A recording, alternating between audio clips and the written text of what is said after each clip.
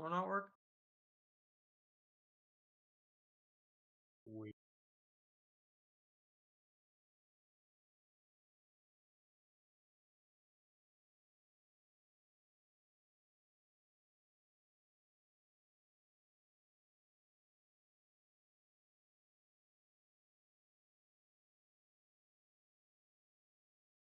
Okay, there we go. Excellent, excellent. I gotta tilt this forward just a little bit. There we go. Alrighty. We are going, I think. Excellent. I need to... Oh, I need to figure out where my chat is. Hold on. I got to turn this off. I'm holding on. Okay. Very good. I got chat where... Yeah, I got chat where I want. Okay, good. Excellent. Everything is as it should be, I think. Probably. Maybe. We'll see. We'll see. Hopefully. Something will probably break in about 30 seconds, but you know, that's how it goes. Alright, so. OneNote doesn't work with capturing, but Notepad does, and it has a dark mode, so there we go. It works. It works, and I can't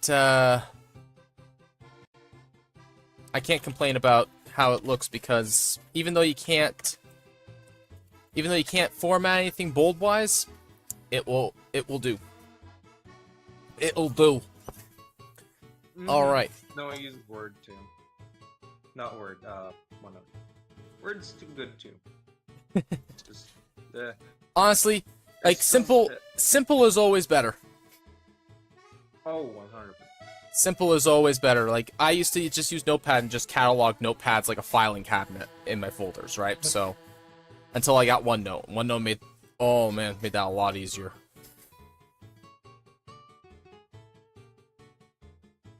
Alright, I need to do two things. I need to turn up the main side volume, and then I need to turn down this volume slightly, and then turn it up a little bit in my own ears, so that we can actually hear you over the music.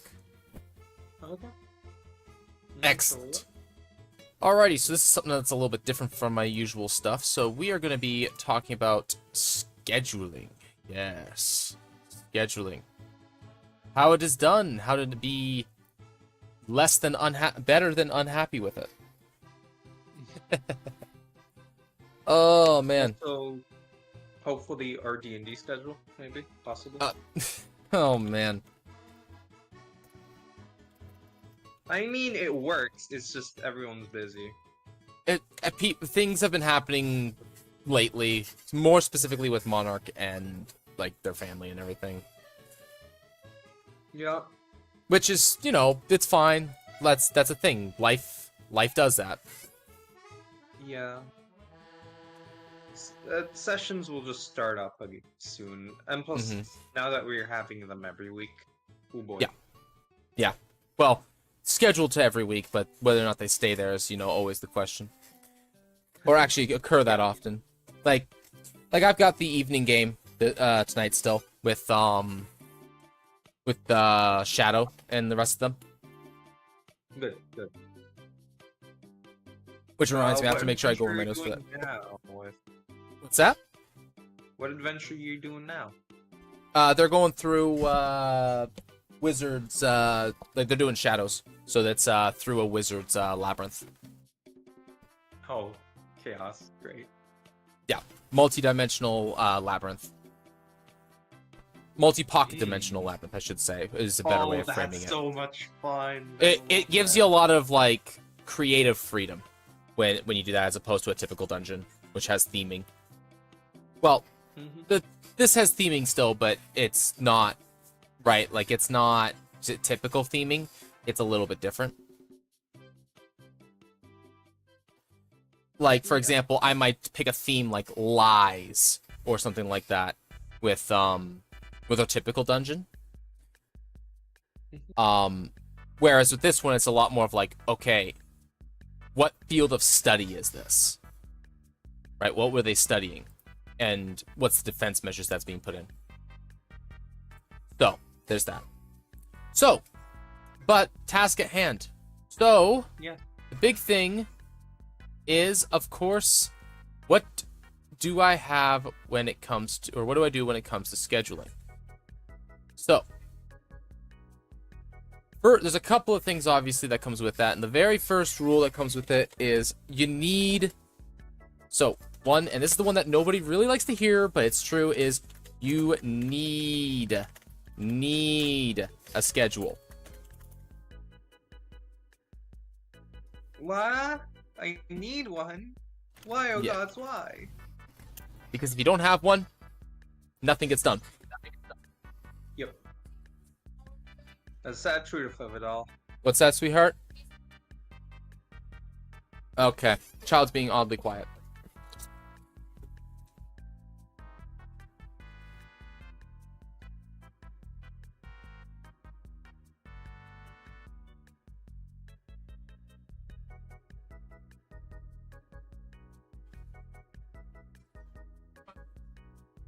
Hello, chat. Doing. I'm doing good. Alright. Alright. Stuff is a little bit happening. Yep. Hopefully T minus now.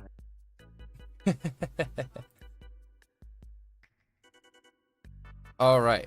So, you need a schedule. You need to have stuff lined up, like set up in your life. You need stuff with,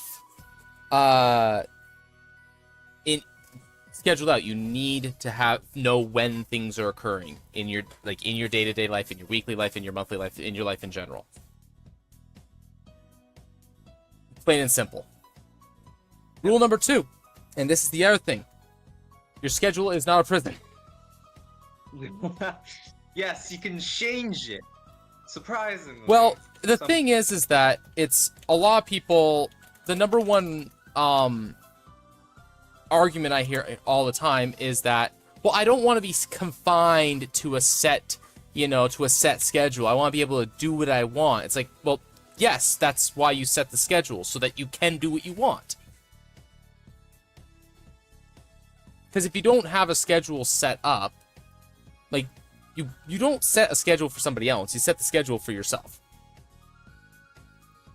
It's for you. Mm-hmm. So why are you setting it up for somebody else? You only have so many hours in a day and so many hours in a week. I personally prefer weekly scheduling as opposed to daily scheduling. Mostly because of the way that my job works. But when you have, you know what kind of freedom you have on your day-to-day basis, right? Right? For most normal people, you work say 9 to 5, okay? You work a 9 to 5 job or an 8 to 4 job or whatever it is, have you? Okay. That's 8 of the 24 hours in your day, only 5 days a week also, mind you, for most people. What are you doing with the other 16? Well, you probably have to sleep for 8 of them, so there's another 8 gone. So, okay, so what are you doing with the last 8 hours for 5 days of the week? And then, what are you doing with the 32 hours between Saturday and Sunday of your time available on those 2 days? If you have those free. Well, most people do. Or more accurately, they use them to take care of their the stuff that they have to take care of that isn't work. But most of the time, people are scrambling to get stuff done, or stuff isn't getting done. And then they wonder why. It's like, well, you haven't set time aside for it.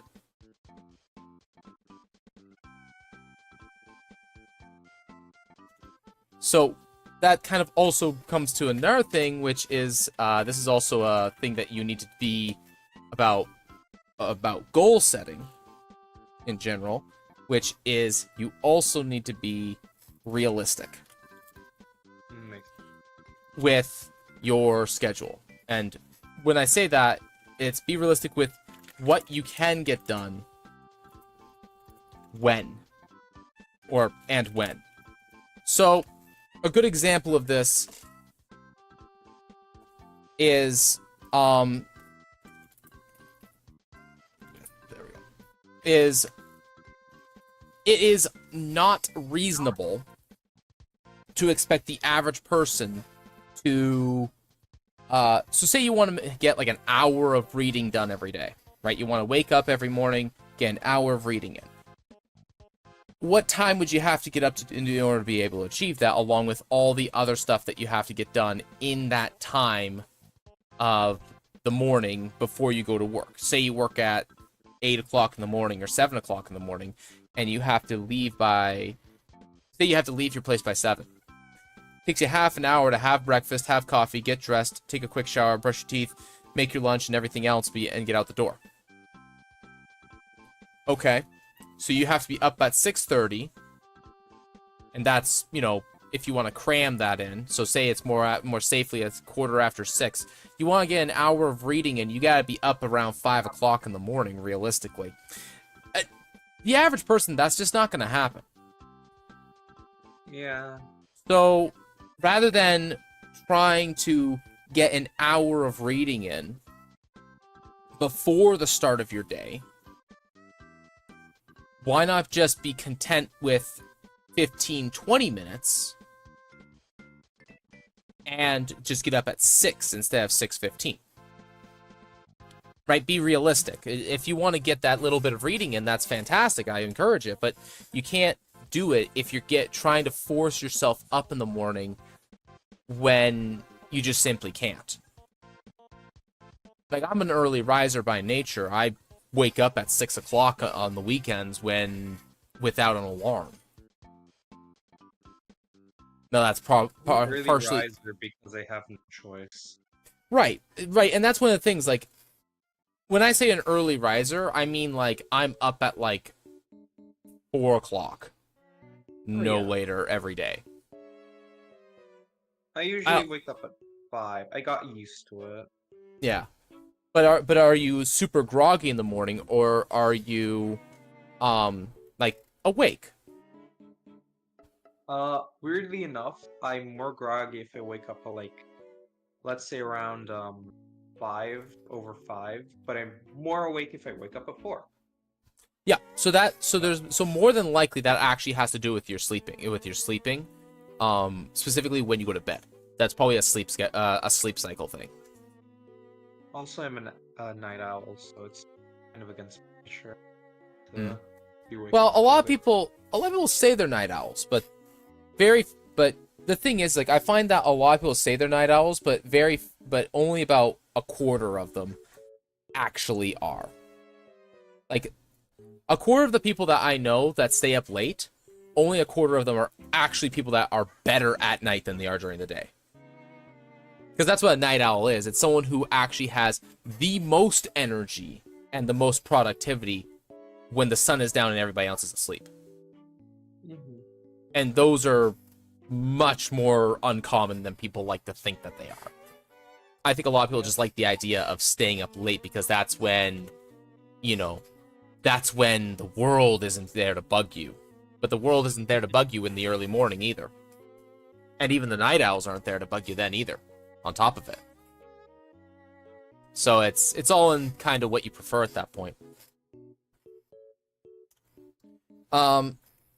Next on the list of things that you kind of need to make sure that you know about, or principles about schedule making, is, and this kind of goes along with being realistic, is choose to be happy. Or content would be a better way of putting it. Content with the daily results.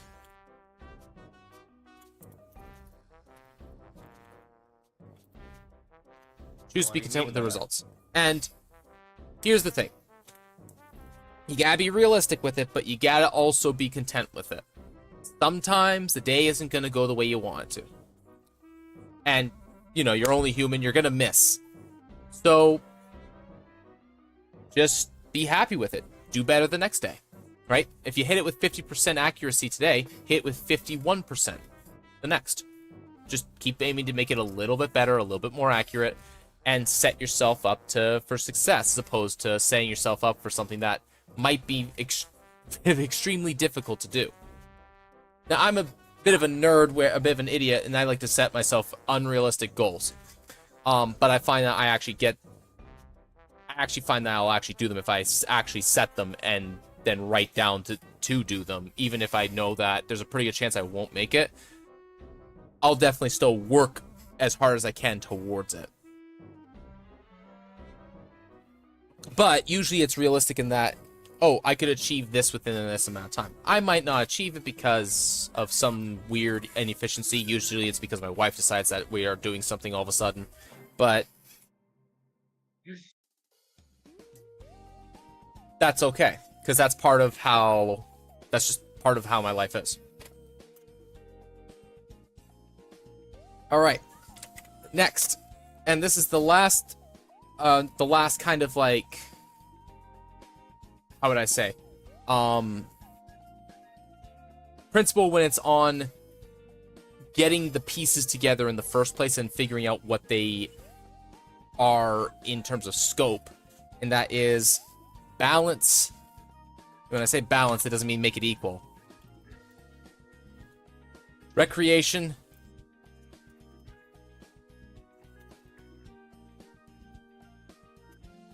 with responsibility.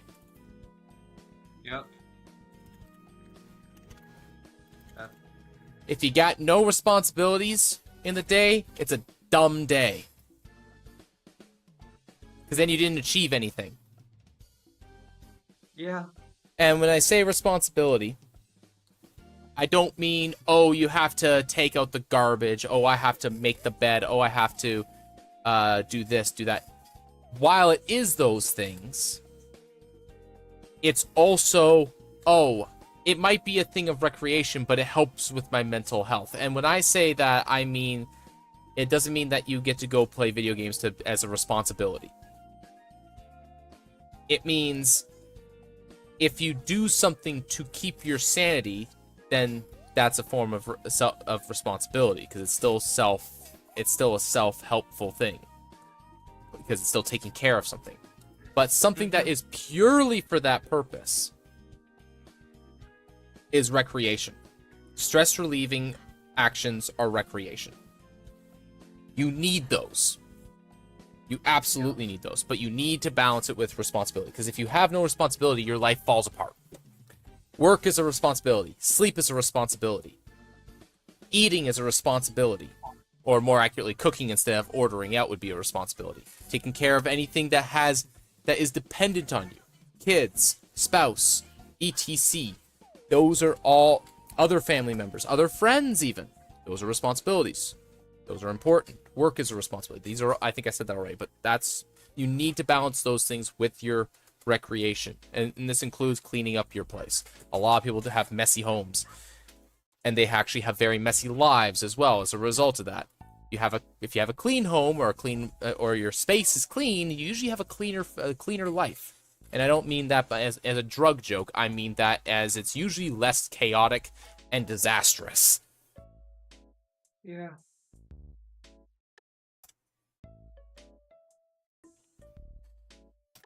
Alrighty, I'm actually gonna add a space here. And I should do that. Okay. Next on the list is, and this is going to be more of setting it up exactly on your schedule when you start creating it, is make a list. More specifically, make a to-do list. And people don't like this too much. It's like, oh, that makes me unhappy, or makes me, panic when I have to see all the things I have to do. And listen, you don't have to achieve the entire to-do list. You just need to have a to-do list. If you have one, then you know what you have to... If you have a to-do list, then you know what you actually need to do. And when I say make a to-do list, it means write it out.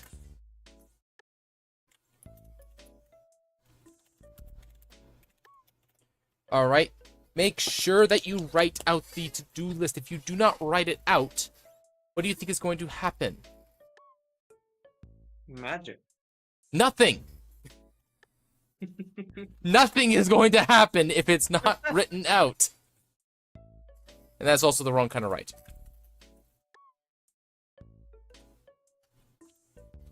Write it out.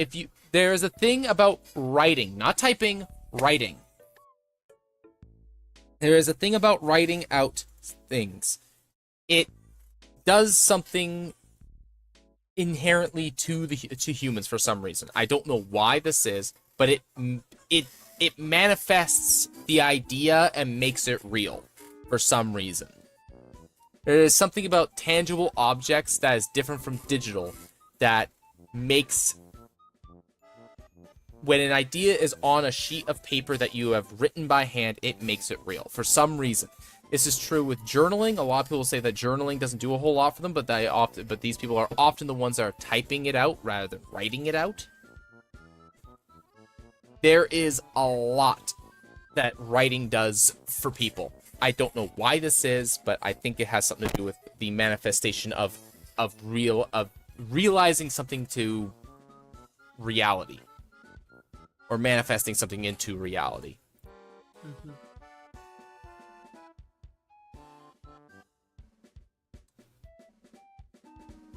After you have your to-do list, you need to well, actually, before the to-do list, I actually did this out of order slightly. Oh, I didn't know I could do that with this. That's cool. You can move lines around, like just shift them around. Neat. Yeah, that's actually pretty cool. That's, I guess, because this is also technically a coding system. Neato. Alright. Follow up, or prior to making a list, you need to have something else, which is, you need to have an aim.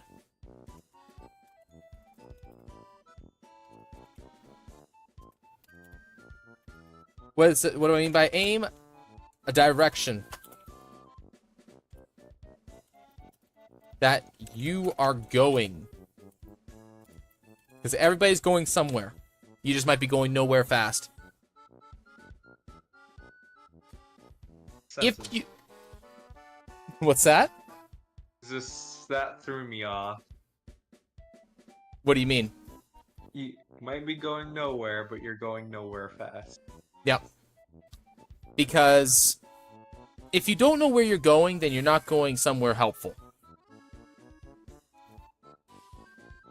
Because ideally everybody knows where they would like to go, right? They go where they think is what is best.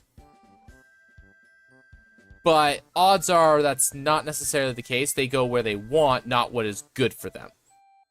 Because usually what is good for you is not the same as going where you want, unfortunately. Because sometimes things are rotten and they don't go the way that you want. But if you could have what is good for you, then that's a pretty good place, pretty good result. But you need to know. Remind me, stay up until you're for a specific reason. Stay up what? Sorry. Stay up for your session because I have a very specific that I want to do. Okay. Don't ask. No, I'm not gonna. It's fine. But you need to have a direction for where you're going. You need to know what your goal is, right? So if your goal is, if you were to have, so say you're in my spot, where it's like, well, what's the aim for what I want to do? And it's long and elaborate because I have things I want for myself. I have things I want for my wife. There's things I want for my daughter. There's things I want for my friends and things like that. And I have influence, albeit less influence for those outside of myself, my daughter, and my wife. In that order, by the way. On other people. But you still have influence. You still have effects. You still cause change in other people, but not nearly as much as you would hope. But you have plenty of a change in yourself and what you do. So, knowing where you're going and aiming at it is a really, really good starting point for what your to-do list is going to be, because your to-do list is going to have a lot of the generic stuff that you need from day to day to day, but the goals and the aim that you have for your future is going to affect a lot of the, we'll say, the open blocks that aren't fundamentally filled just by the nature of existence.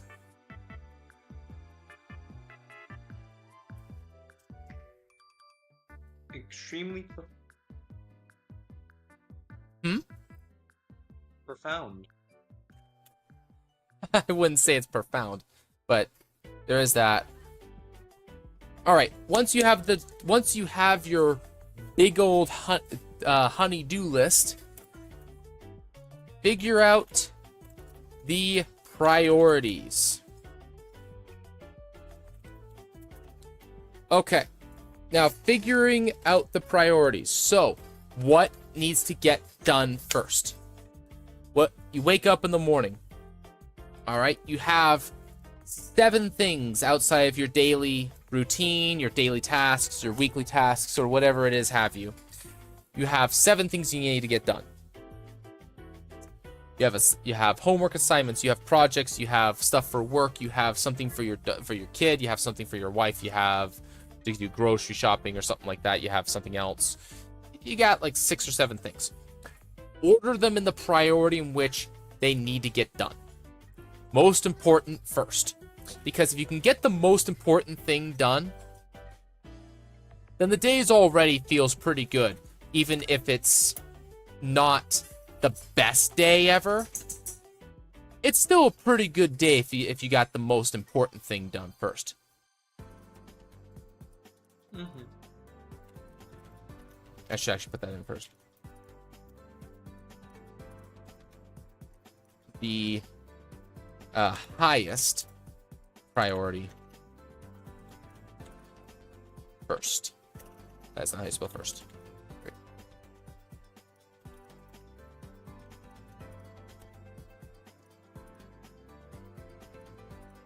Oh man. Once you have all these things figured out,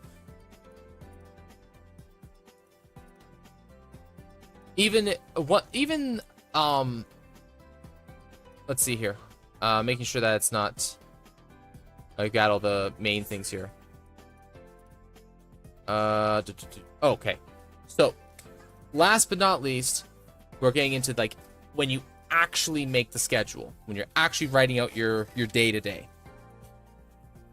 When you're actually writing out your day-to-day, write down, and this can be typed down too, but I prefer writing. Write down what you won't do if you don't write it. Oh, interesting. Okay, so, and the reason I say it like that is, all right, we'll use my wife as an example here, all right? School is starting back up on Tuesday. If I was making up a schedule for my wife, or if she was making up a schedule, we might write down the start time of her day. We'll say like 8 o'clock or something like that, 7:30 even. We're not gonna write down make breakfast and make the kids lunch, make sure her bag is packed, get her dressed, have her get ready and go out and catch the bus at the time that the bus is showing up outside our building. Because there's no way that we're forgetting that. Now, we can have it blocked out if you want to use a blocking method for your schedule, which is a whole other thing that I can get into in a little bit. But if you're setting up blocks of time, it would be 7:30 to 9 o'clock morning routine. And in there, you make note of other things that you want to get done in between or along with that. Because breakfast is going to happen, getting dressed is going to happen, and going to catch the bus is going to happen, making lunch for the kid is going to happen, regardless of whether or not it gets written down. Now, some people, depending upon their level of responsibility, they may forget to eat breakfast or lunch. I just Or- don't eat breakfast. or at all. Or at all. Some people just don't eat all day. I know I've done that where I've All literally day's a little bit. All day's a little bit. a little bit much, but there are people that do that. There have been days that I did that when I was in college where I literally just didn't eat all day, Ew. and it was not a fun feeling. No, I'm not. We're gonna do this because I'm gonna get into the double digits here. So getting like having your day set up so that it's not. Oh, okay. It does let you do this. Excellent. That's one of the biggest things I actually didn't like about Notepad is that you couldn't scroll down past your actual regular number, the line that you're at. So naturally, the big thing is have the stuff that you need to have done that may not be the same every day, or things that you're not going to instinctively do, write them down. Those are the things that you need to have written out. Now, for some people, if you're doing the block out method, you may still need to write them down just for your own personal notes. That's not necessarily needed for everyone. I personally don't write down a block in my schedule for dinner. I just know that somewhere inside of these hours in the evening, dinner is going to happen. And that's usually sometime between 5 o'clock and 7. Somewhere in there, there's going to be a half an hour dedicated to eating.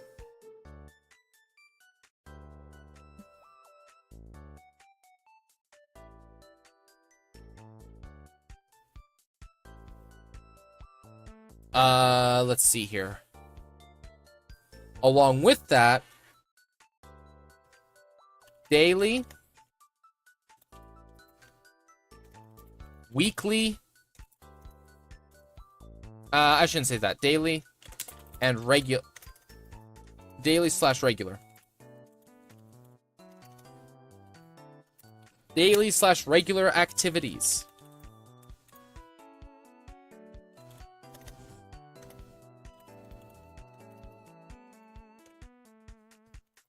are not trivial. I've done this math before with a bunch of people, but I'm just gonna do it right here as well. If you were to decide to spend half an hour every day doing something, all right, so 30 minutes, that's 3.5 hours a week. That's 50 for say 52. We'll say 50 weeks because there's probably 2 weeks that it doesn't happen because of various things between holidays, vacations, family, etc., etc. You missed a day here and there, so we'll just take out 14 days for the argument's sake of that and simple math. 50 times 3.5 is how much?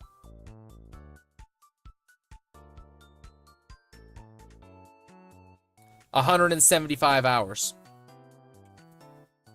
in a year. That is just under 4.5 work weeks, or a month worth of work weeks.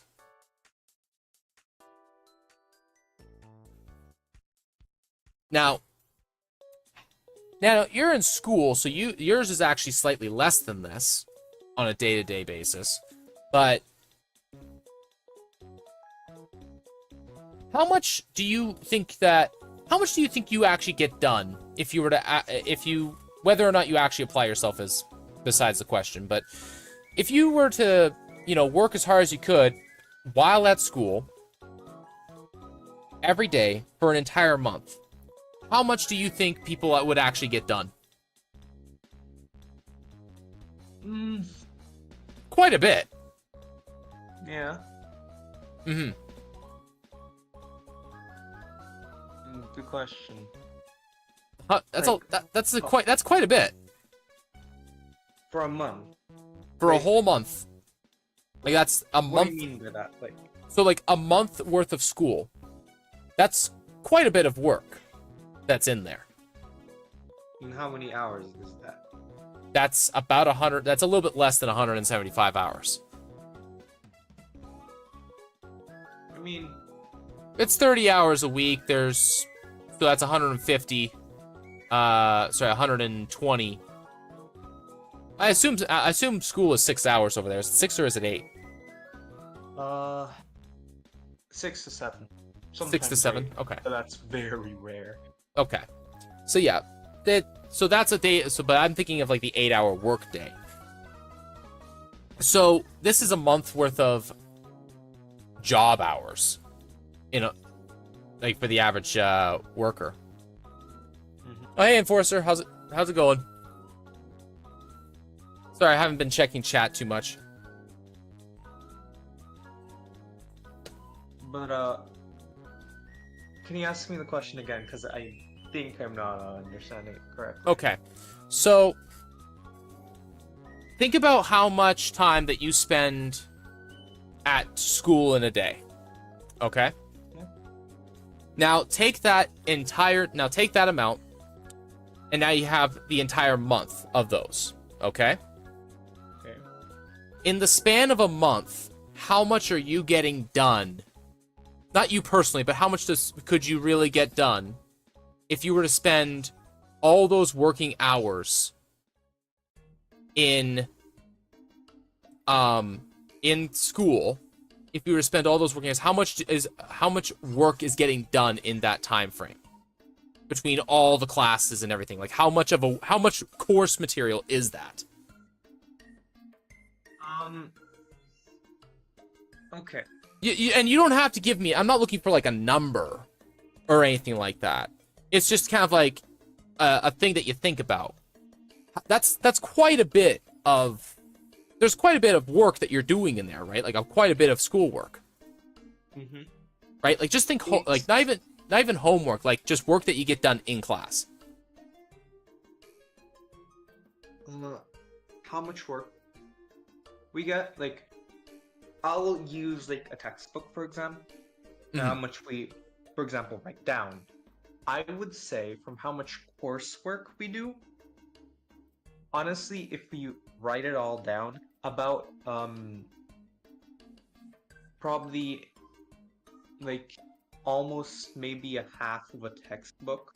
We just fill up the entire textbook in. Mm-hmm.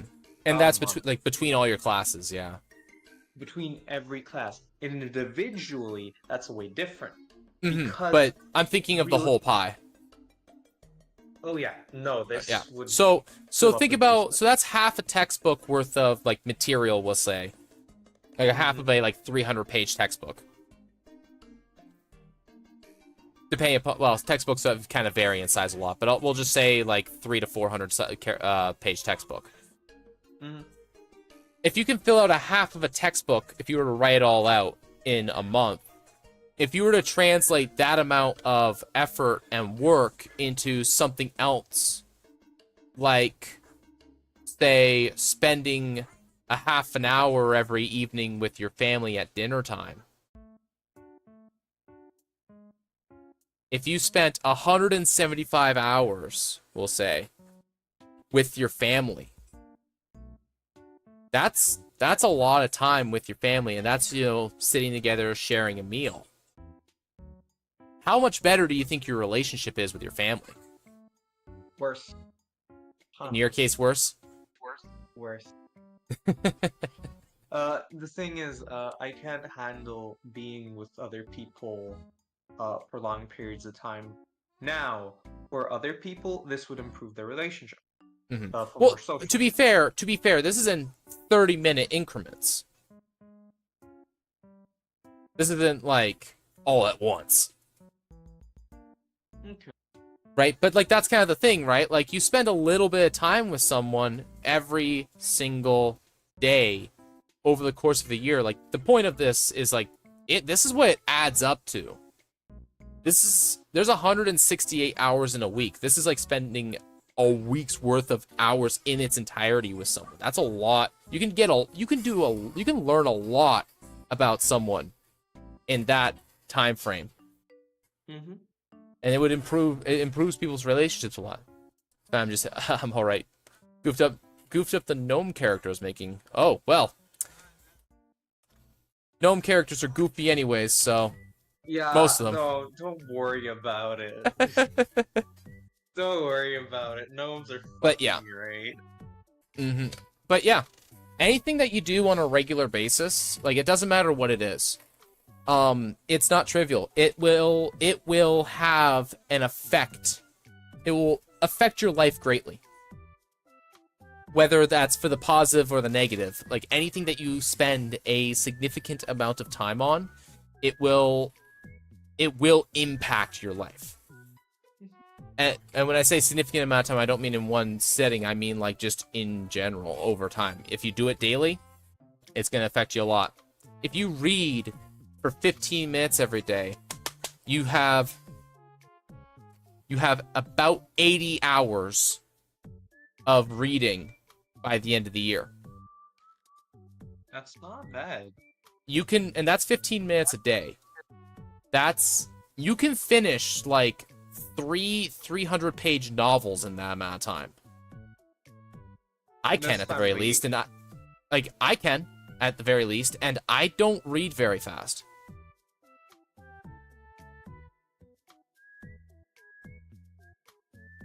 Right, and that's 15 minutes a day. That's not a lot. Right, that's like reading a book on the bus while you're going to and from one of your stops. For a lot of people, that's not very long. Most people, like 40 minutes.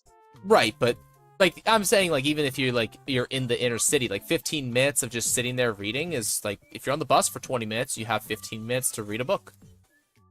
It's very good. You can get quite a bit done in that time. Yeah. All right. Let's see here.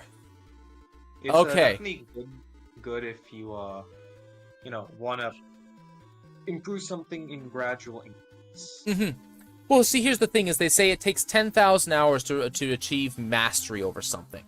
So, if you're spending, like, we could just do the math a little bit here, but if you're spending 40 hours a week working on something, well, you have 400 hours in 100 weeks.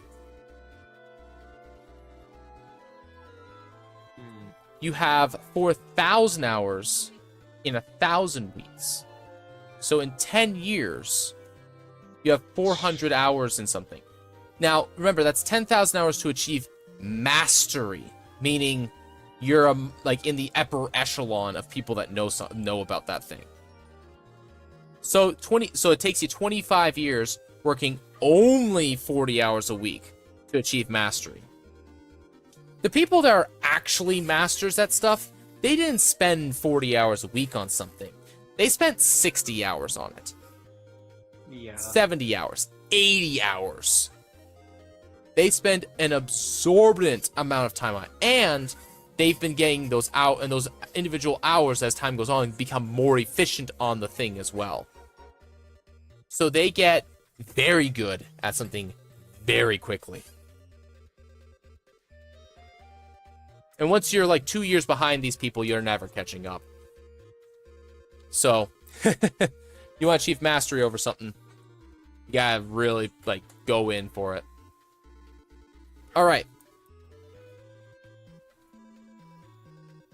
The next thing that's very, very important to scheduling, and this is something that a lot of people don't really do all that well, but they should, is daily, weekly, monthly. Okay. One moment. What's up, sweetie? What about the squash? Oh, okay, sure.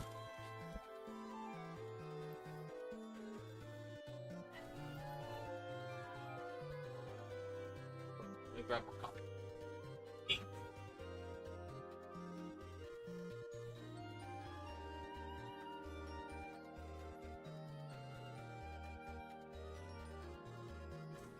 Well, he's gone. Guess the stream is mine. None.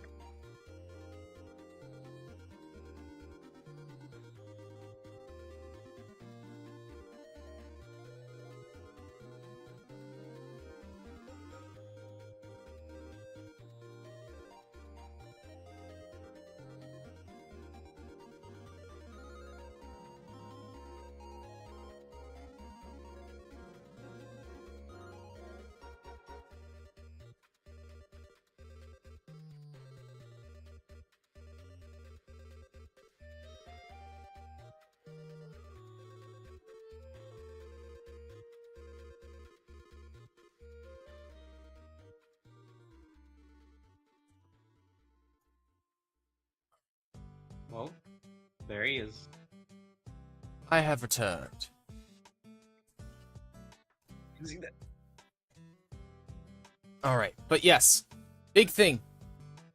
Daily, weekly, monthly scheduling. So, everybody has a schedule, daily, monthly, and weekly. Daily schedule is the one that everybody always focuses on, but the problem is that it usually isn't looking far enough ahead to actually be able to really pull anything off.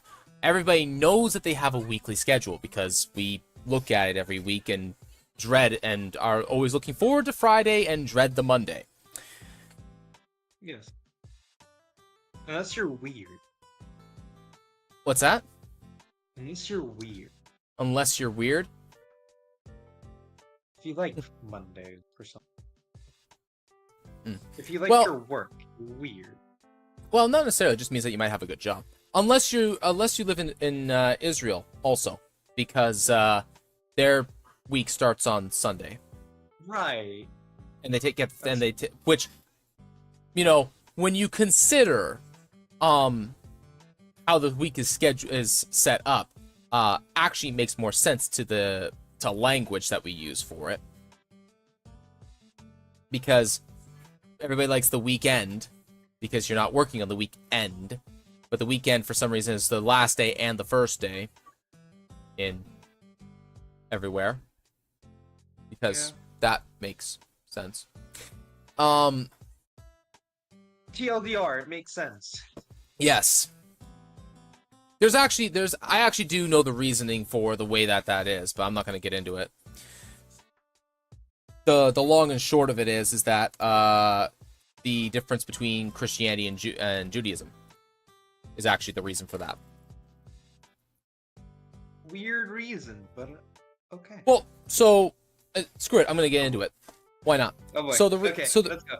So the reason for it is the Jews had the last day of the week as their day of rest, right? Sabbath. What? I still can't hear you. It's not Shabbos. Hydrate, Yeah, because that's drink water. the way that they say it in their language. I'm not speaking their language. Drink water. Oh my goodness. Darth demands it. What? Goddamn. Darth? Oh, hi, Darth. Well, I don't have water, but I'll drink coffee. Good. Nudes. Anyways, so they would take the last day of the week, the literal last day of the week, take it off. And the Christians, when they wanted that, they took that off, but they also wanted their own day. Which is why they took Sunday as well. So that's why you have the Saturday, Sunday week, and then I don't know where it changed from it being just Saturday to Friday, Saturday, other than, well, you know, reasons. But that's just kind of the way it ended up happening. Mostly the actual conversation is about scheduling and how to set one up. Yes. But That was just a side bit. Because of course we gotta have side bits. We always Yes. have to have side bits. Of course. But Side yeah, bits are so important. oh, excuse me. So there's also other things, which is you should actually have once you get past the first month of your schedule, it's not so much about scheduling anymore, but it's often a lot more about goals that you want to hit. So it's a little bit different. Realistically, the average person can actually project their life about 5 years in the future. Hey. Now, you're a little bit different because you're too young for this. Yes. But once you're in your 20s, usually you can project your life about 5 years in the future. Especially once once your life is kind of stabilized a little bit. When I say 20s, I mean like mid to late 20s, because I keep forgetting that most people don't actually have any form of their life figured out until they're about 23. So, you know, there's that. But for the most part, you can project your life fairly accurately for 5 years in the future, because you can decide what sort of decisions you're going to make. Now, obviously, chaotic factors of life will hit you and, you know, force you to make changes. And this doesn't mean that you're going to hit it with absolute accuracy. It just means that you have a pretty good idea of where your life is going in 5 years. I have no idea what's gonna happen. What's up? Yes, why? Okay.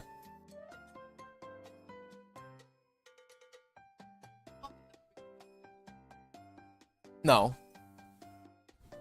It's the daytime and we have a kid. You know exactly why. I know it doesn't stop you. Anyways. Alright, so setting your daily schedule, everybody kind of understands about doing that anyways. Same thing with the weekly. Everybody, you know, cries and cheers about Friday and Monday. And unless you're, you know, stay-at-home parent, at which point you cry and cheer in opposite directions. What are you doing with the rat? I just want to show off them. Okay. What are you doing with the rat? I have ADHD, I guess. Okay. Well, I do, but... He's trying to break free of your hand, by the way. Alright, fine. You can hang out on my shoulders for a little bit. Hey. I don't want to eat your tail. It's like a ball sack with him. He feels like a ball sack with no hair. Okay. At this face. Shut up, Luna. Dad don't even like you. I don't know where the jealousy's coming. Okay, take the rat away, please. Thank you. Cries in 31. Listen, Darth. You can project your life a little bit 5 years from now. There are things that you control and push in the directions that you want them to be. Obviously, life throws curveballs. Oh, wait. What's that? Like our pregnancy. Yes. Well. Anyways. Having a stable voice. Yeah, like, again, the average person can project, can see where their life is going to be in 5 years if things go correctly. They can also see where things are going to go if they do absolutely everything wrong, too. Which, by the way, is a really good way, a good thing to do is sit down and take a few hours, not necessarily all at once, but take a few hours. Think about your life currently, and then your life in 5 years. And if you did absolutely everything that if you did absolutely nothing that you knew that you should do by your own merit, or by your own, what's the word I'm looking for here? By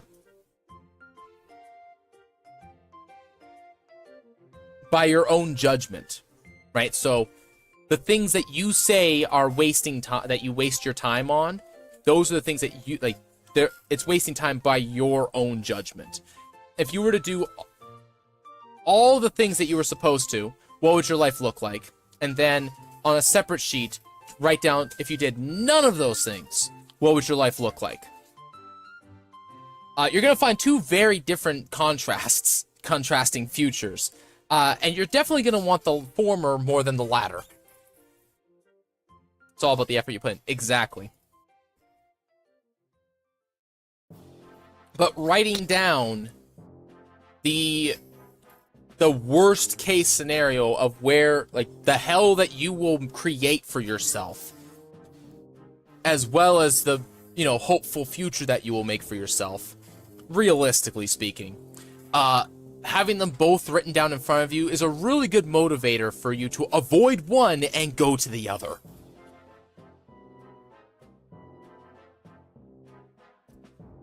But yeah, monthly oriented scheduling is a little bit more about the next part, which is setting deadlines.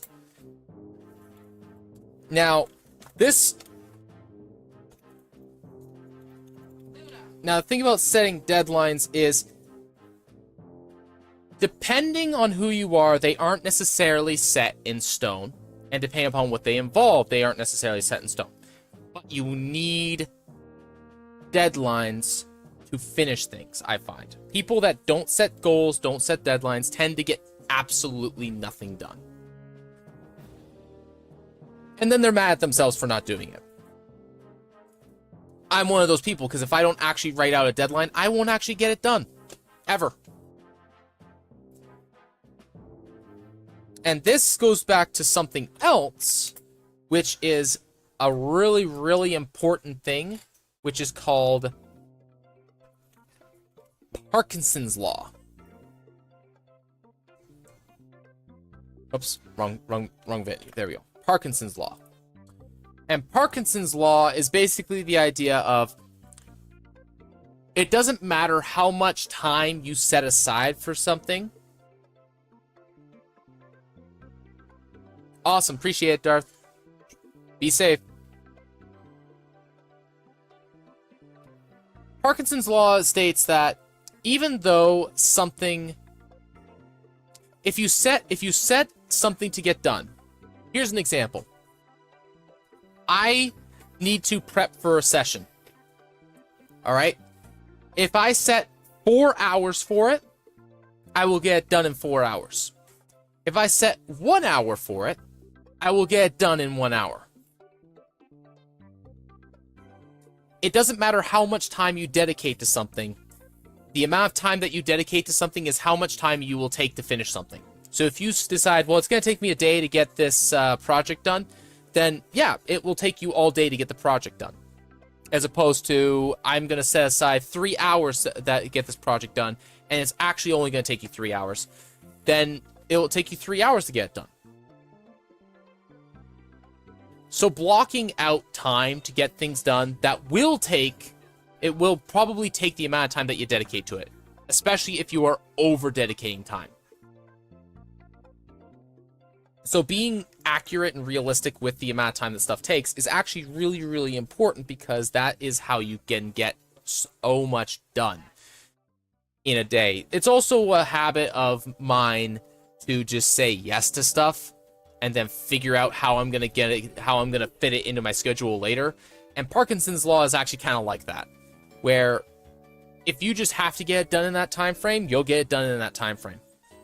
It just seems to work like that for me and a lot of other people for that matter.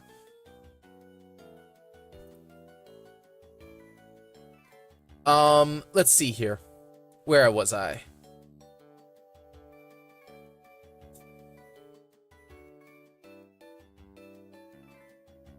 To kind of go along with this,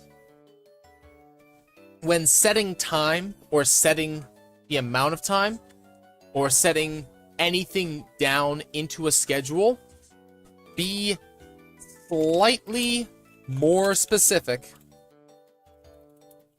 than you want to be. Very specifically, be slightly more specific than you want to be. Not more specific than you need to be, or as specific as you need to be. Be slightly more specific than you want to be. Oh, I just realized that it's not actually... Okay, let's actually fix this here. I just realized that it wasn't...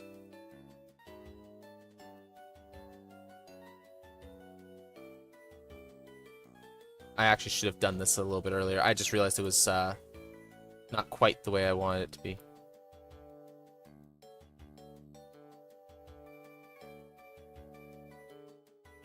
Have it the way. There we go. That's better. Now you can actually see everything while also seeing the side stuff. Alright, and then down slightly. And there we go.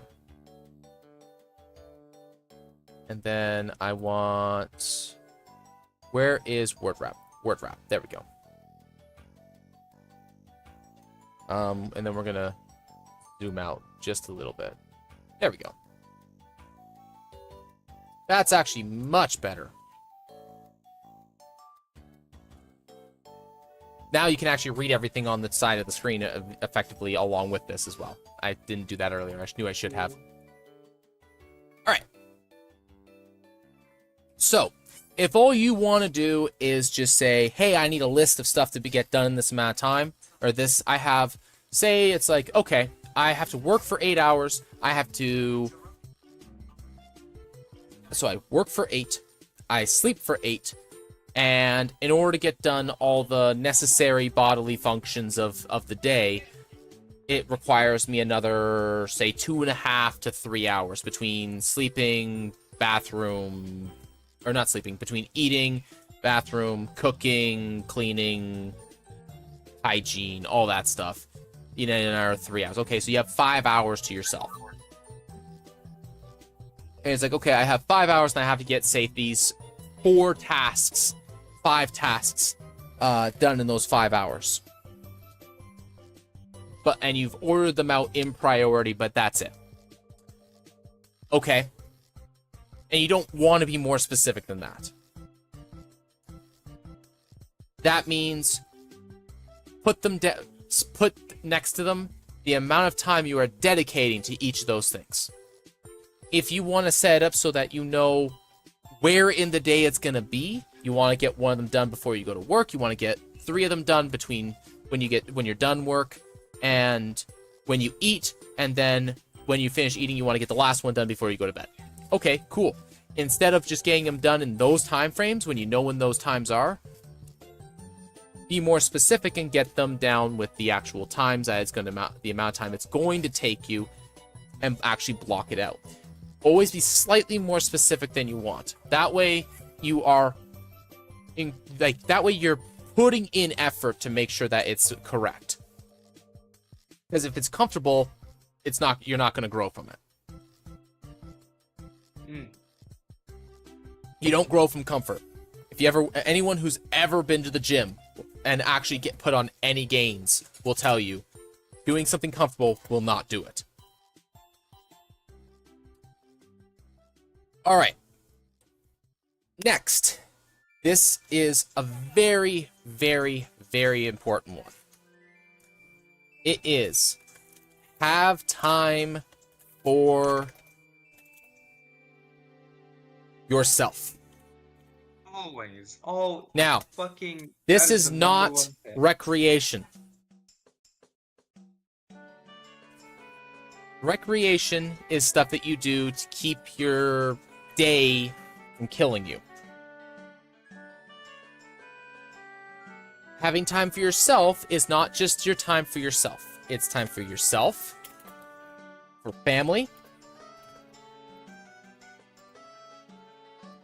or if you don't have a family, closest friends. You need to have time set aside for people and non-work. And when I say non-work, I mean non-productivity. Now, you can still have productivity in there, but how does for myself, every Sunday, I keep my day after 1 o'clock, actually after 11 really, but after 11, completely open. If there's stuff that needs to get done, I have it as blocked out as time amounts, and they stay there as time amounts that get done at some point throughout the day, because you still have to have responsibility even on your days off.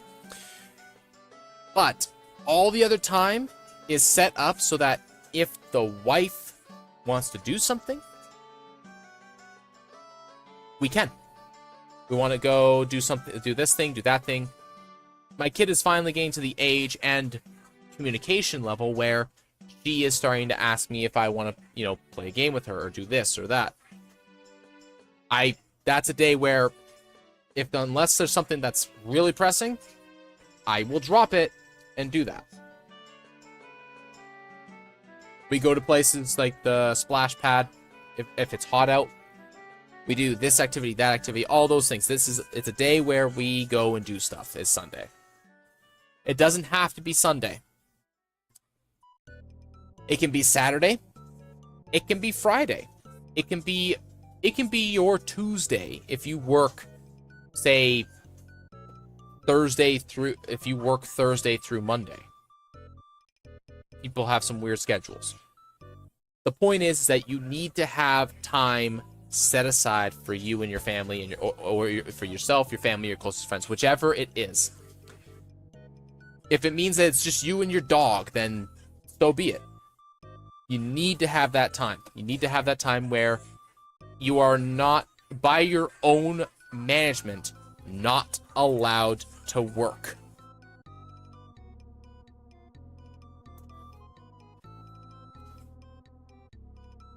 Next on the list is alter the schedule to accommodate corrections. Or more accurately, alter based off of chaos. That's a sentence. So, life begets chaos. There's no way around that.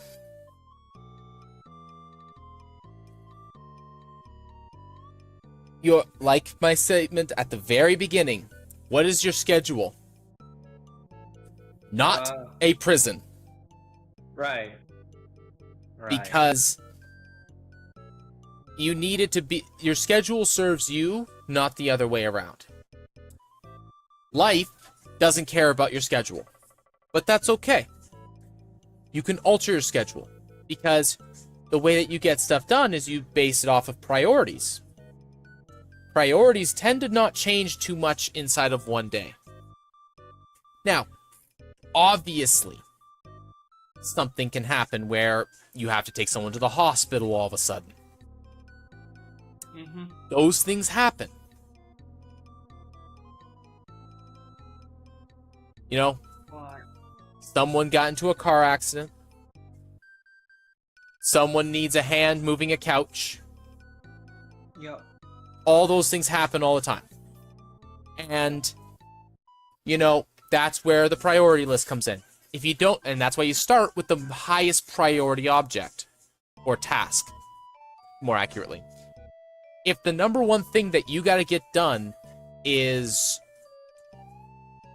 we'll say you gotta have the laundry all finished, right? You gotta get all the dirty laundry out.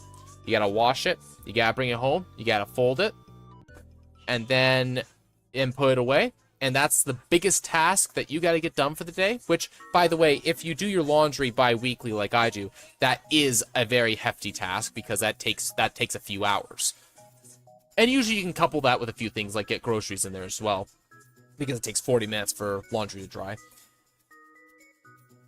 Then you got your biggest task done and out of the way. There you go. You got the big thing done. If something comes by and says, hey, I need your attention over here, you already got the worst part of your day, like the most important part of your day dealt with. Yep. Then it's easier to stay content with your day. And then you can alter it, move stuff around. You're never going to always get everything that you want done in the time frame that you want it. It's just not going to happen most times. Things sound obvious, but for some reason did not sound obvious to me. They sound obvious, but you don't think about them until someone says it. It's the same thing when I talk to people about my principles about stuff for D&D. It's just like, when you hear them, it's of course. But you don't think about it because you haven't had to, necessarily.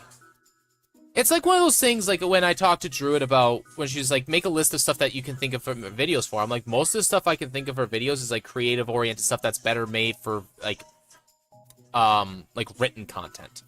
Because a good example is every time I watch a Gina D video, for example, which Gina D is actually a pretty great person. Every time she does a topic on tabletop games, you know, principles or something like that, I just sit there and go, yeah, I already knew all this. Is everything I've kind of figured out, like, do I just know all this already? Because the thing is I don't think to say it, because a lot of the time I forget that things that are obvious to me or obvious to other people are not necessarily obvious to others. Like, one of the ones that was on Burnout was, like, none of this seems particularly groundbreaking to me. It's like, if you need a break, it's like, you just take a break. Like, if you're not, or, you know, this, or, like, there was, like, 4 or 5 different things in there. I'm just like, yeah, I already do these things. I don't understand why people are, you know, so, like, why people don't think of this. My favorite thing that I hear from people is like, I'm unmotivated because my players aren't digging into my lore, or they're not asking the kind of questions I'd hope they ask. And my response to that is always, your writing is for you. When you write, it's for you. It's not for your players. It's for you.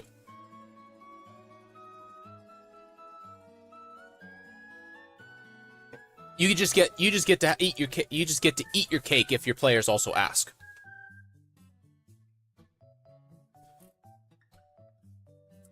Where was I? Alter based off of chaos, so 17.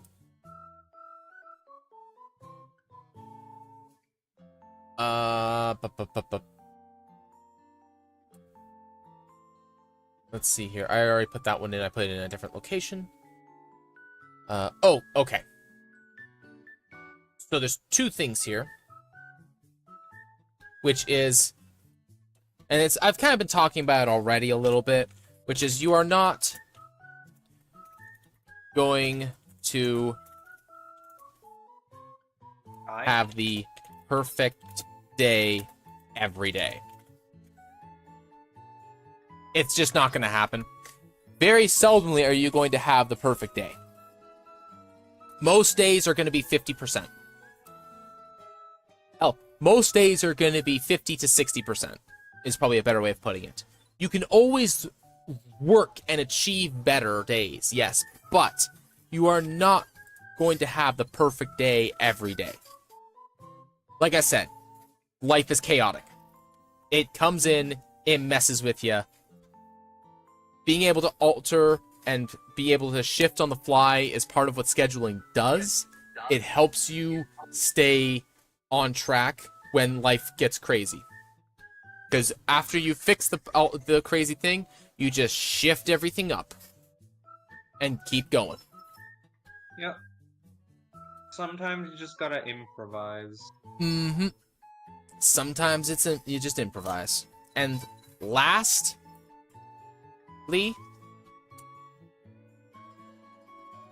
and this is the same, and this is a very important one that I think a lot of people forget, is everyone has the same amount of time. What? Everyone has the same amount of time, whether they believe it or not. And whenever someone says, especially when they're younger than me, whenever someone says, I have no time, I'll say, okay, what do you do? Because 95% of the time, there is exceptions, 95% of the time, they are eating up about a week of their, every week they're eating up about 10 to 12 to sometimes as much as 20 hours every week just sitting down watching YouTube, and by their own statements, YouTube that they don't even really like watching that much. Right? Like, you ever sat there and just watched something and felt like you just made your life less good by watching it? Oh god. Don't fucking attack me like that, please. Right? Like, I know people that spend 10, 15, up to 20 hours a week doing that. Once you actually, like, sit down and do a little bit of the math. It's just like, you are wasting so much of your potential on stuff that, by your own definition, is garbage. Everyone has 24 hours a day, 168 hours a week. I don't know what that is a month. We'll just say 30 days. A month. 720 hours a month. Everybody has the same amount of time in a day. No one has more hours in a day. All that changes is whether or not people actually use those hours. And when people actually sit down and, spend a little bit of time and work out how much time they are spending on what in a week, it very quickly dawns on people how much time they are actually flushing down the toilet. Yeah. By their own definition. Because, like, myself, I spent a ton of time on YouTube doing nothing. Now, playing video games, people will say, like, oh, that's doing nothing. It's like, well, no, because that's fun for you. You enjoy playing games. It's like, well, that's recreation. That's not waste. That's recreation. Waste and recreation are two very different things. Waste is time spent on something that adds no value to your life. Playing video games adds a little bit of happiness to your life. So it's not a bad thing. Watching pointless YouTube videos that you actually feel kind of gross for watching, does not add anything to your life.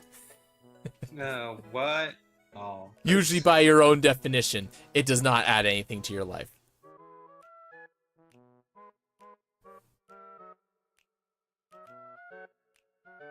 I mean, sometimes you just watch the same video again, but like 4 again, times if over. That video makes you happy, but that's a form of recreation, though. That's not a useless video. You don't feel gross for watching that. It's only when you feel gross for it. Myself, because sometimes I say to myself, "I'm watching this again. Why am I wasting time?" It isn't. I have found myself watching the same speed run, from a GDQ. It's the Battle Block Theater speed run that was done by Mecha Richter and what's the other guy? Super SNES guy, I think is what it was. His name was. I can't remember. JP. I know that's his actual initials. And the only reason I know that is because there is actually a meme in the speedrunning community called Stuff JP Breaks. Because stuff just happens to him for, like, no reason. We're not sure what kind of gremlin infects everything that is affecting him, but there's just stuff that he breaks for, like, that just breaks for no reason. And it was the 100% run of Battle Block Theater. It's like a 3-hour video, and it is hilarity the entire time, because they have the game devs on there. They have the lead developer, and they have Scamper, who did the voice acting for the narrator in it. And they... Oh god, I know who he is. That's fun. Can you drop off the toys to Georgina? Drop off the toys to Georgina? Georgina or whatever. What toys? Those? Yeah. Where's Georgina? She's over in the complex, just over there, right? Yeah. Right now? Yeah. Why right now? Because that's when she's available? Yeah. I suppose I could do that right now. I don't really want to do it right now, but I suppose I could. Could. But do you want? Alrighty. But yeah, those are hydration break then. Yes, we can do a hydration break. Oh my gosh. But yeah, that's pretty much the long and short of everything that I put into consideration when I'm writing up my schedule. I also need to fix my chat, apparently, because it is underneath my head.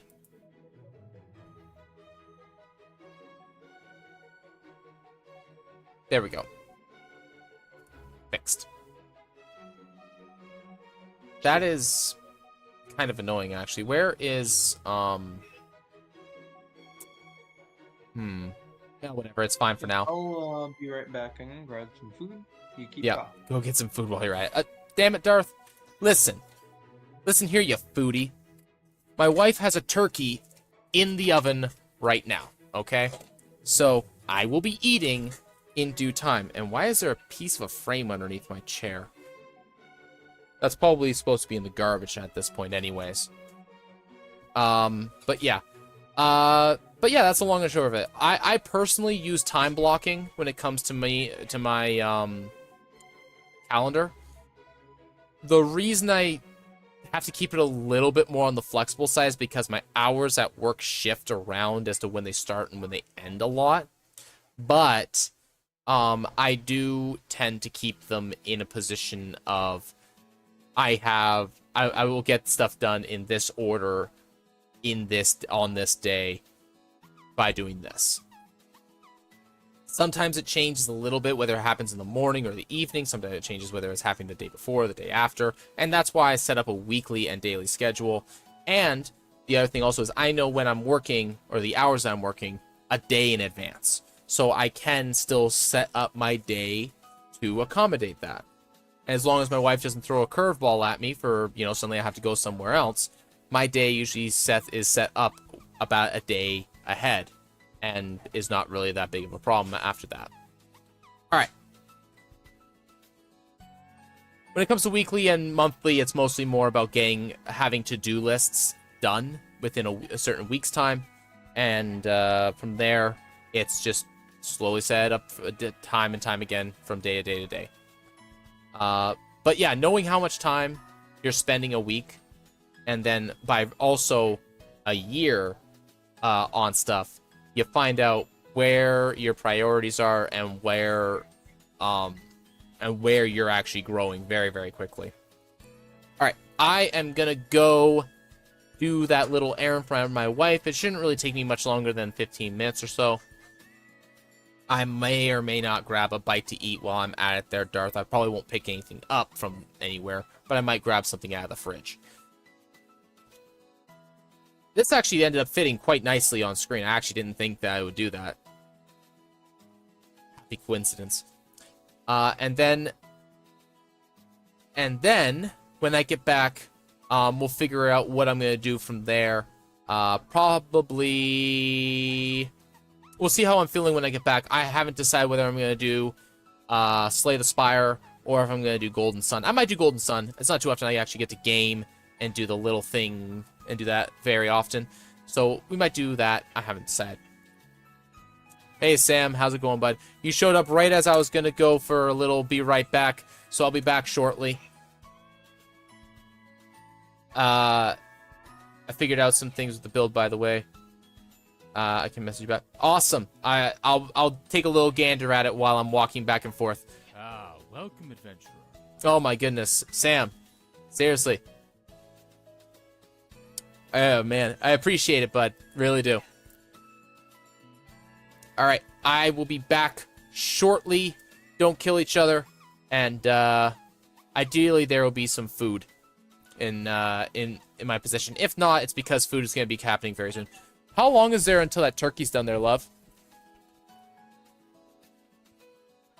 2 hours? Yeah, I'm going to need a snack in there. All right.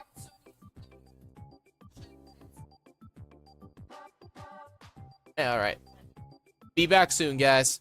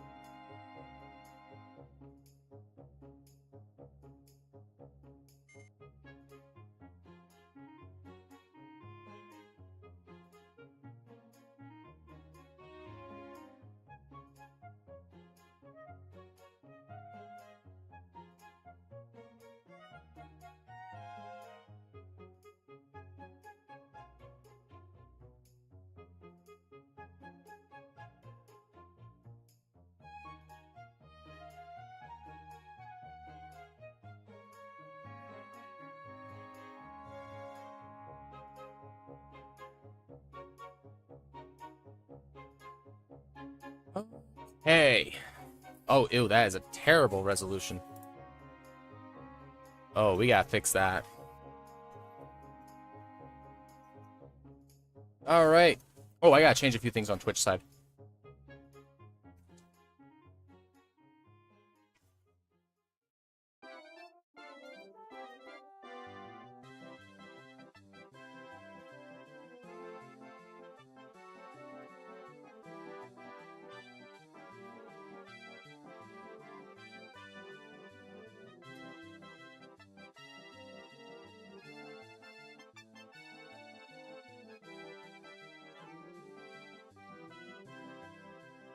What the? Sam!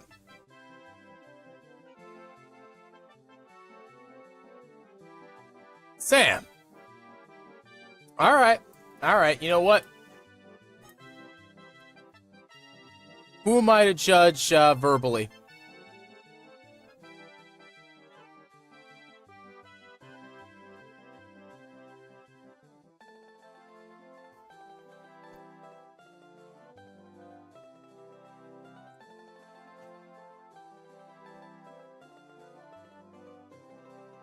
Jeez. No, I know I'm deafened. I just never went back to Discord yet. There we go. Alright. Minimize that. Minimize this.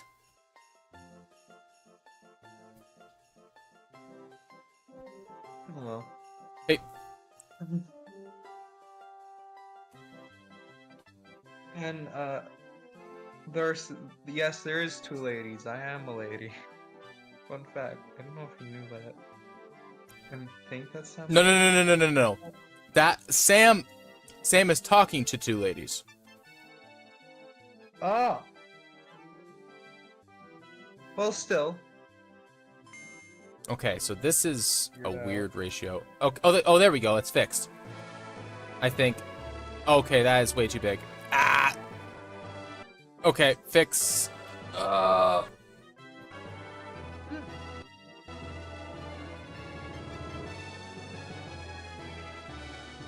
Okay. Ah. Okay. Stop that. There we go. Shut up. Turn this down a little bit. There we go. Turn this down a little bit. Holy, that is killing my ears. That I'm not processing. Oh my gosh. Okay. Ow. Ow. Ow. Is it loud? It's very loud. Okay. Much better. Woo.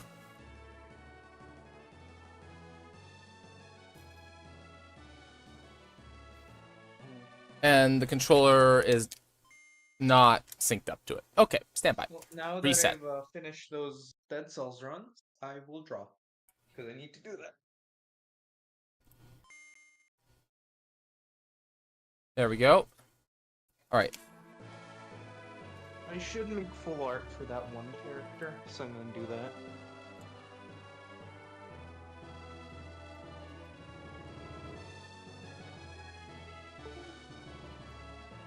Why is my controller not syncing? Alright. Fine. Fine. We will not be using...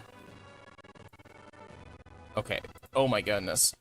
Ugh. You good, dude? Is everything going fine? I think it's just the emulator. It's dying when I click off of it. Oh. It's what? No, I don't have Mass Effect. Cool. I won't use it.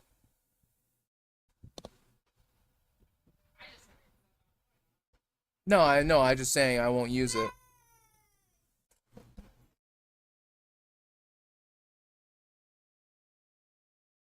All right. Food. Yum. You've been through like a shit ton, dude. Holy fuck. Like, holy shit. I am munching. Here, I'll put it up to the camera for you there, Darth. It's a slice of ham, a piece of cheese, and a slice of pickled pepper.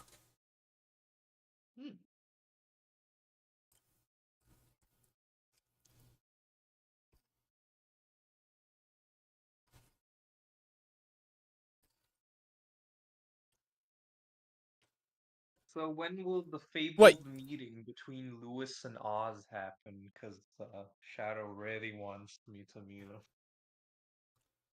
You know, the two divination boys in one room. That's gonna be fun.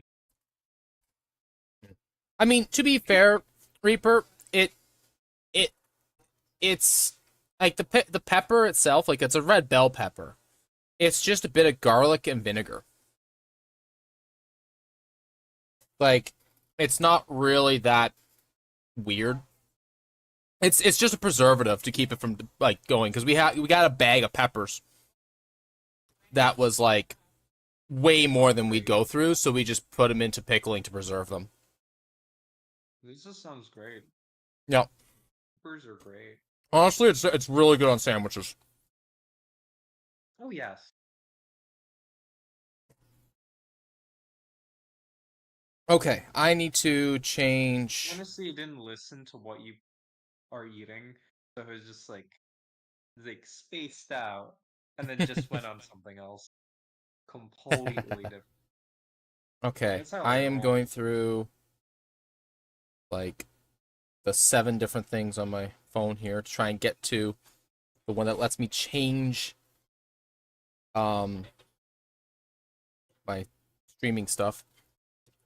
I need to at least get some practice in drawing. So Pinterest, give me some ideas. Oh, that's always an option. All right. Update channel. Gaming. Uh,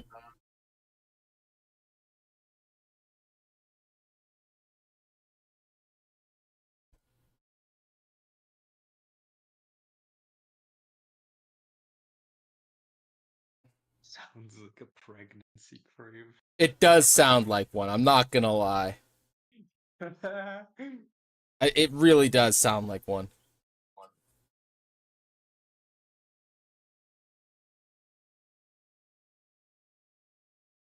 All right.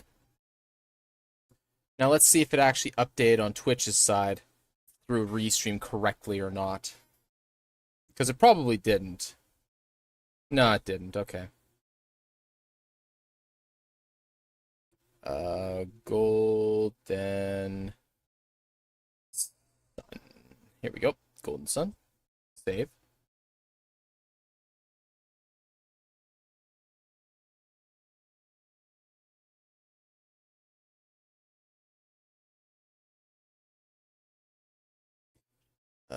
The Thieves. There we go. What is it, dear? Japanese. Cool. Okay. I will not be able to use the controller because for whatever reason it is a big fat not happening. So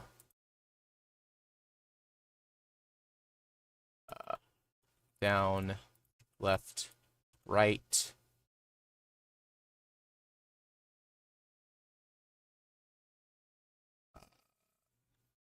A, B. Let's see here.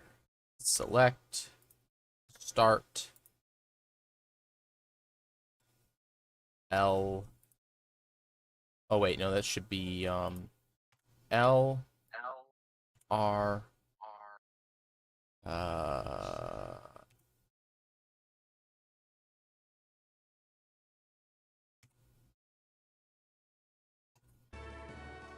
okay, there we go. Okay, I think I got into a workable state. For whatever reason, I can't use my, For whatever reason, I can't use my controller. I don't know why this is. But, whatever. It is what it is, I guess. That's how it be. Sometimes it just be like that. 1 second. What is it, dear?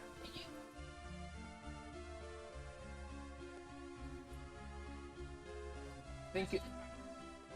Well, then it's number of lines, and then if there's a line before a V, that's 1 before 5, so 4. And then V is 5.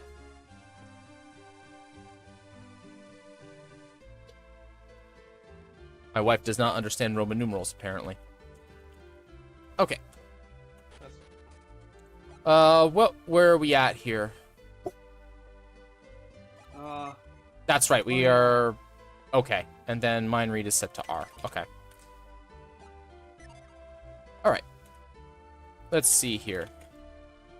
I understand Roman numerals. Good! Luna, go lay down. No, I don't care. Go lay down. No! No! You could have bugged me at any point before now, and it would have been okay. But no, you had to bug me now. Off! No. Oh my gosh. Fine, fine. I will get you food.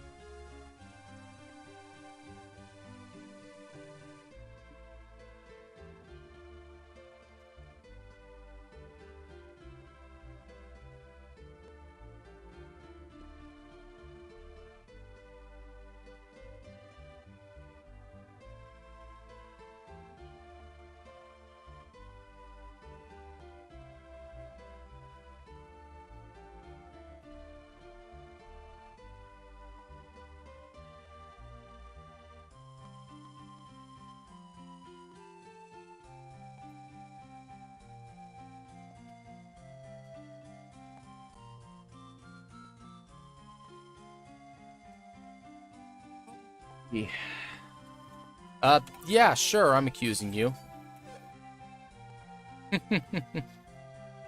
Alright. This is probably the best thing, is that you can mind read the animals, too. So, what's up with your character, Dark? What? I know you, like, changed it a bit, but that's far enough. Well, she be lurking, so you may or may not get an answer. Sorry. Yeah. Yeah, she's multi-classing. Yeah. Warlock Sork, if my memory serves. So, there's some, like, funky stuff that goes on there with the, Give a couple of these to Ivan. There's a little bit of funky stuff here and there. Warlock Sorcerer.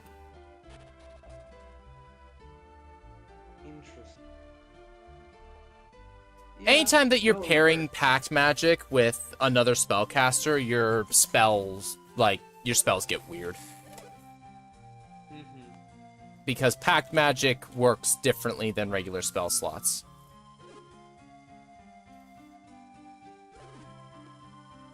Can't use Mind Read if they keep running. Nope.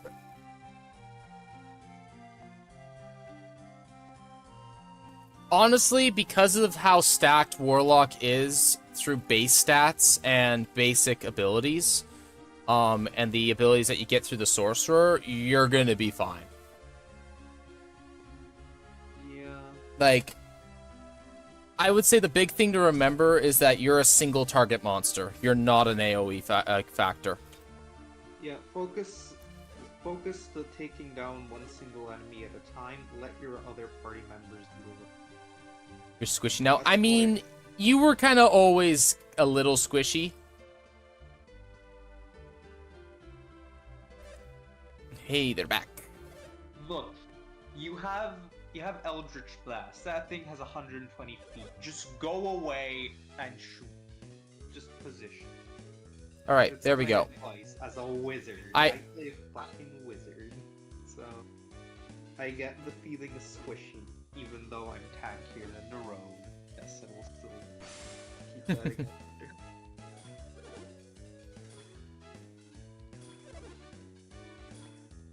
You have a lot of ways to substitute your needs for worry.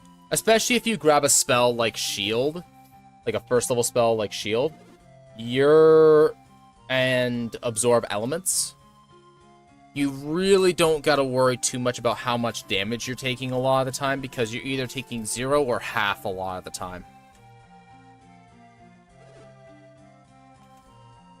If you're concerned about your health, then yeah, we're gonna search the inn.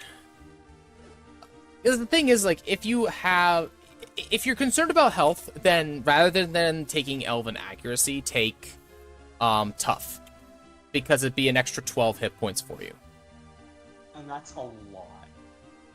Mm-hmm.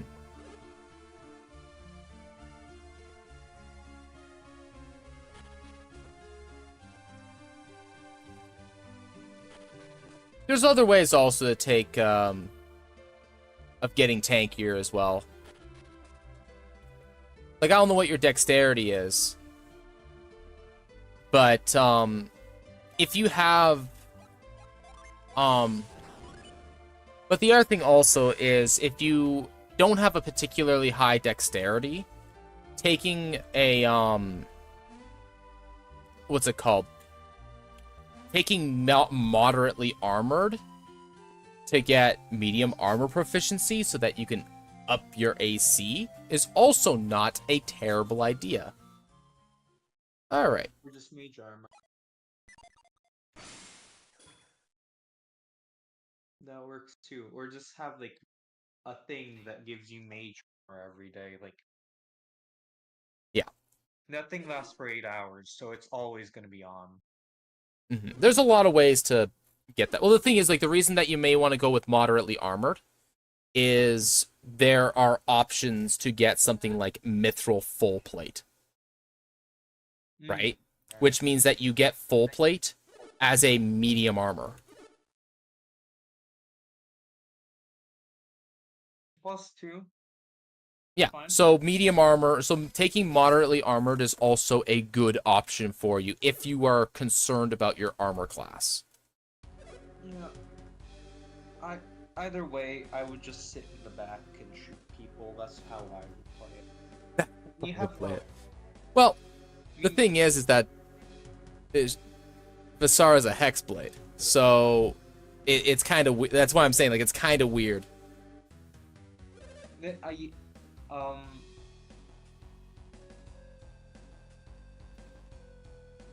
gonna be needing to play that for DPS.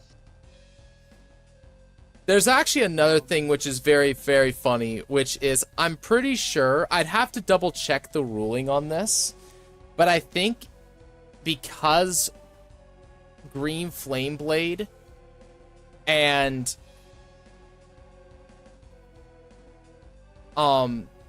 yeah, exactly. The thing is like, I'm pretty sure that if you use meta magic to quicken cantrips and you quicken Booming Blade or what's it called? Or Green Flame Blade, then you could probably actually swing your weapon twice.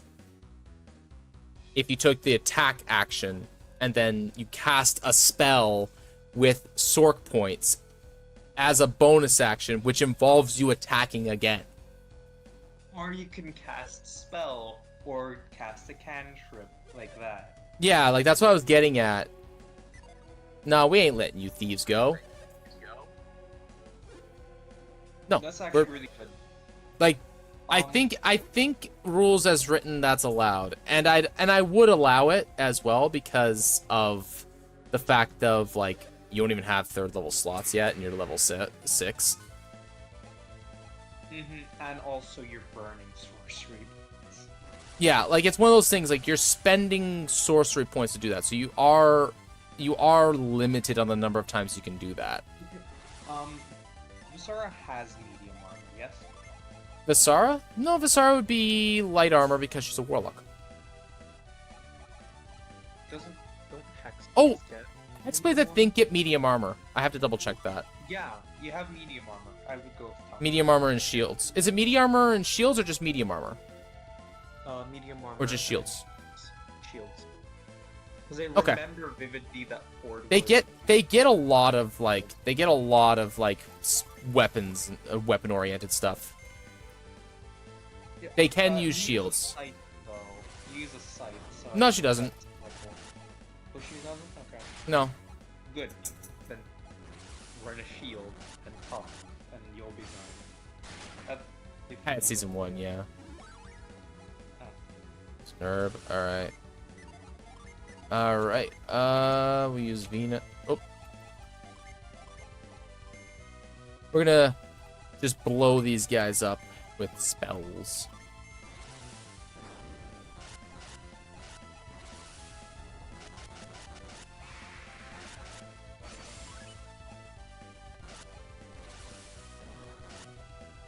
Do you have the scythe funny enough from season 1? Oh, there you go. You said if run a shield or not. Well, it's dependent on what you go for.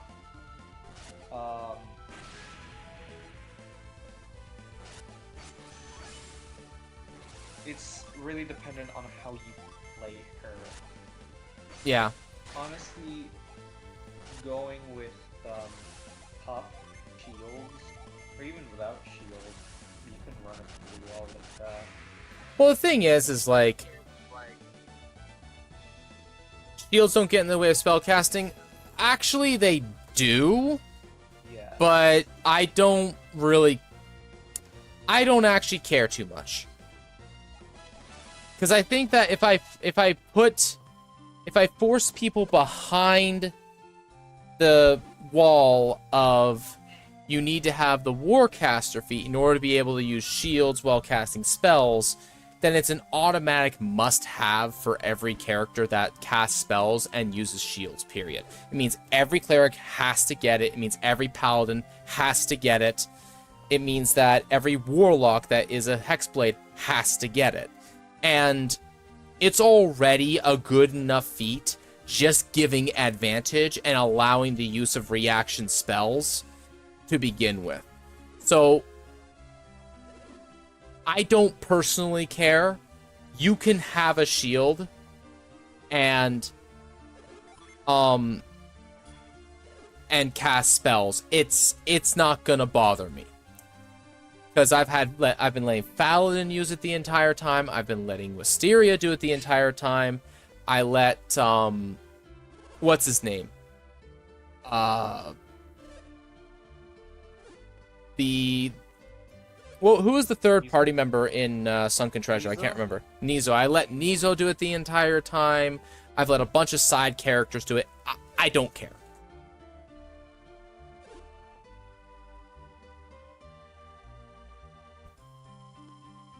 I still have one in Invis, so yeah, you can use the shield and not lose your ability to cast spells. It's fine.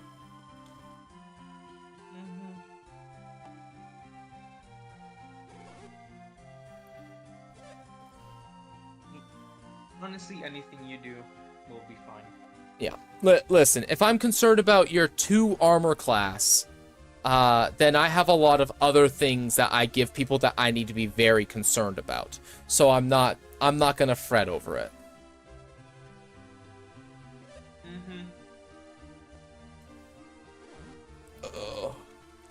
Bunch of stuff got stolen, and the town is getting it back. Gold statue from the Sanctum. Apparently they decided to steal an urn from the mayor as well, which I'm like, I don't know why you would want to steal an urn. Like, yeah, it's a nice piece of pottery, but I don't think an urn would sell particularly well. It's a plot device. What do you expect? It's a plot device. They could have come up with a lot of better things. True. Like, the gold statue from the Sanctum. I'm like, that makes sense. You could sell that to someone for a pretty good price. Or you could just grind it down as gold. Like, there's a lot you can do with that. No, the fucking urn. An urn, it's like, nah, you just shove ashes into it.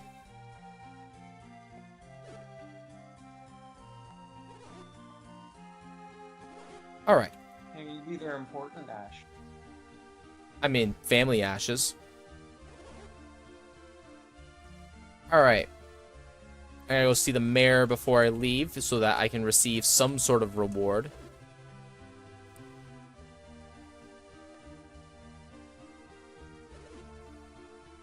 Good job, we get pizza.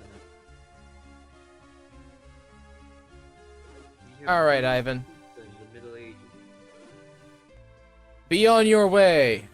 I know you can't stay with us. You have to go rescue your master. Unfortunately, you can't get through the gate. The end. The end. Yes. Go grab that thing that you stayed here for and then we'll be on our merry little way. The Shaman's Rod. A plot device. Which is actually an item that you have stuck in your inventory for the entire game just for it to be used in the next game, and you keep it for like half of that game. And it's a garbage item. Like, it does nothing. It just takes up an inventory slot. Incredible. Alright. Yes, I will spend 8 of my 580 gold to take a nap. But that's a lot, dude.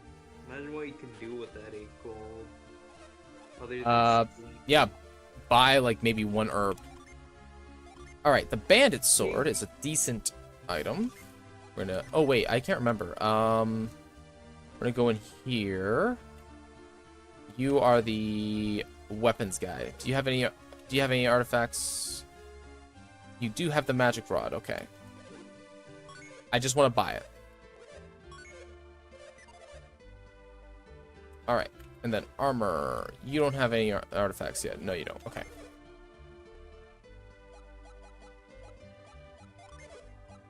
Okay. Leather cap. You don't have... Neither of you have a leather cap, so that's going to be a solid upgrade.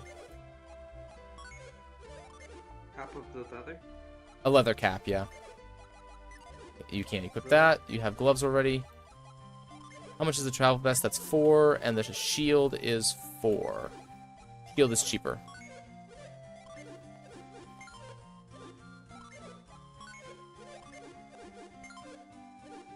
I need to sell. I will sell the elixir. And that should be enough. Because I should be able to get a travel vest for both of these guys then. 15 for the cloth shirt. Yes.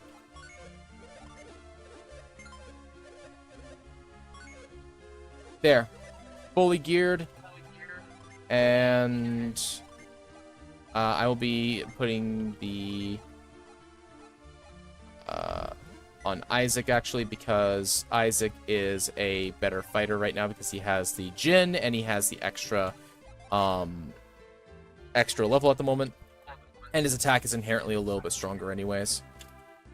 So we are gonna go this way just because I actually do know where to go.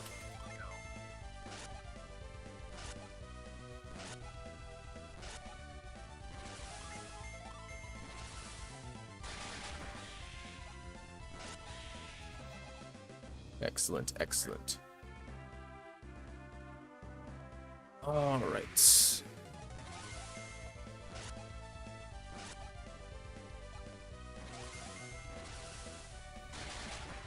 The one thing that is nice about this game is in my opinion, is the weapons. Because they all have, like, random actives that they can do. So, like, for example, the weapon that Isaac has right now, it has Rapid Smash, so he can get it, so rather than scoring a crit, the weapon can just decide, yeah, I'm just gonna... It's basically a pseudo crit, and it'll just blast Like, it'll do multiple hits instead. And just hit like a freight train. So, it did... So, instead of doing like 20 damage, it did like 39. So, Ooh. basically double damage. And that's an effect that occurs, I think it's like 1 in 8 times or something like that. It's actually pretty likely. Pretty good. Yeah. Pretty Like, they made basic attacking, like, really good in this game. Like, you can actually, like, go through the entire game without using magic at all. I should, I am in the mood of character creation. Or just writing. Right? Yeah. I'm just not in a drawing mood, just to, you know, Yeah. make stuff. Come on, Ivan. You know how to remove this stuff. You have wind magic. You know, blow some air on it.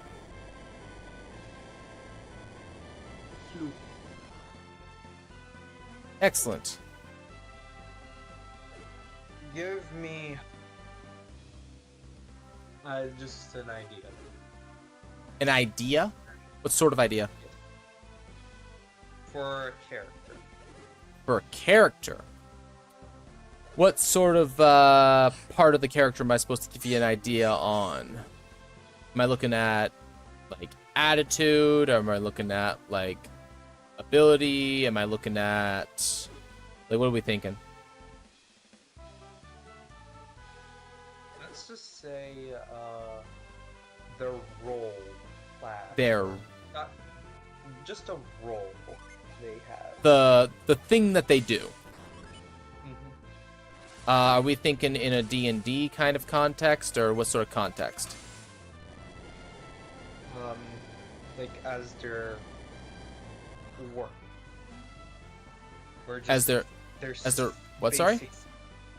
Basically, their work, skill, passion, that type of thing. Oh, so like the Their thing that they skill. do. Yes. Okay.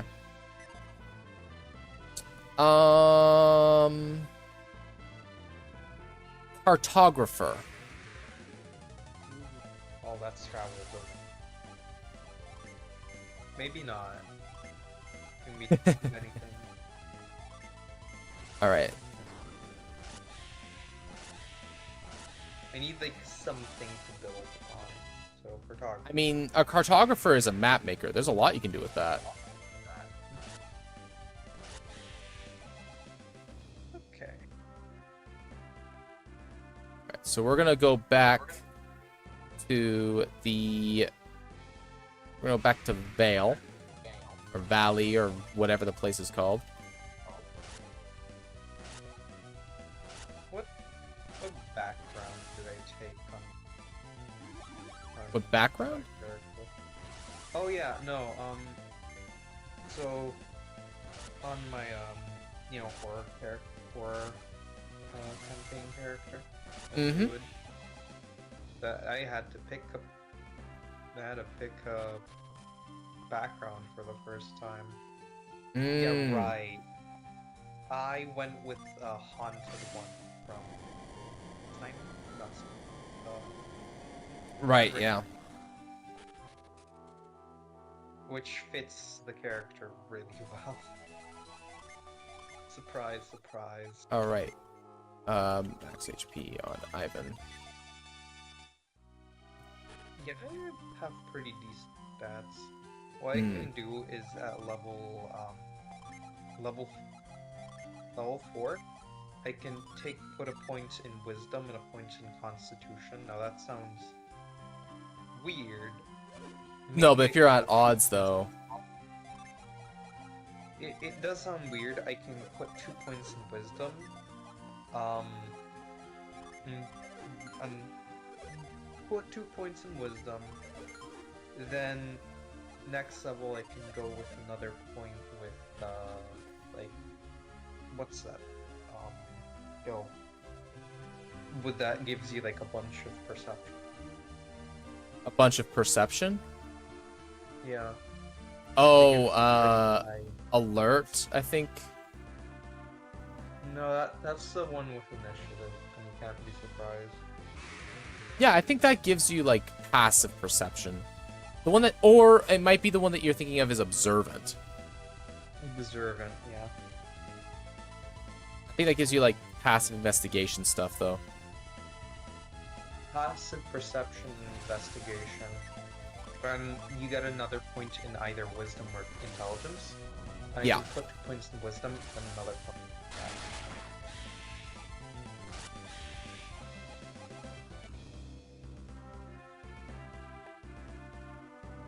Also, this is the second character I dumped on charisma in, or just had a negative stat in charisma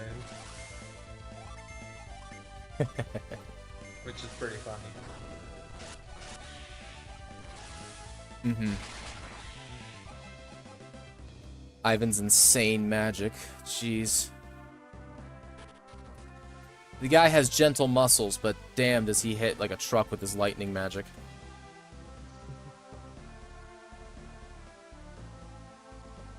I think he actually has like the lowest...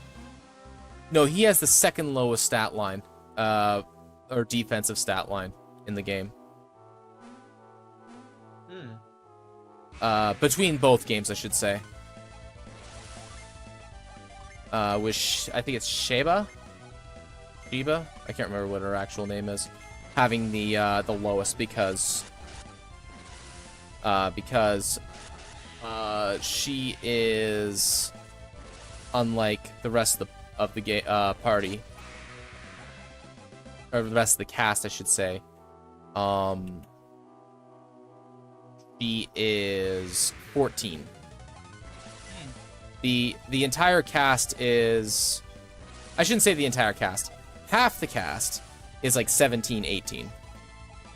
Oh, I need to dip now. Yep. I'll see you around. So, it's all good. See ya. Cheers. Have a good stream. So yeah, chat.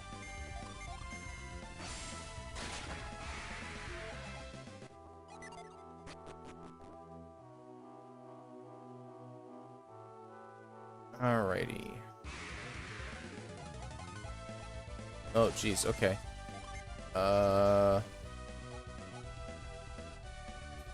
You know what? We're gonna do this.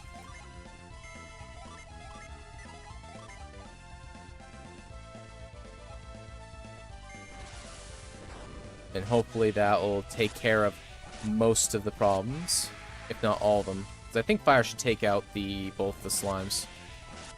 Yeah, excellent.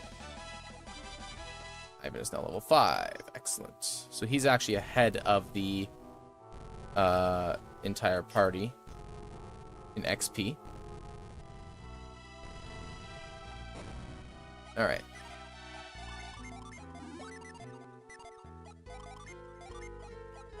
Alright, there we go. At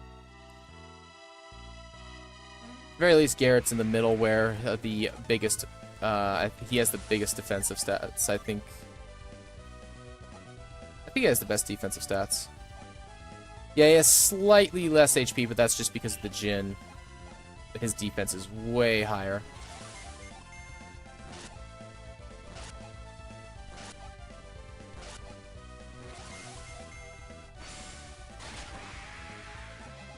There we go. Just keep slamming. Alright.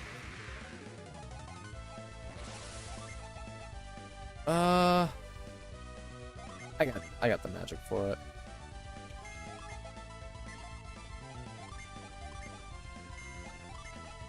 Yes, dear. Hold on. I'm sorry, what? Oh, Tom, really? Just now. Wow. Okay.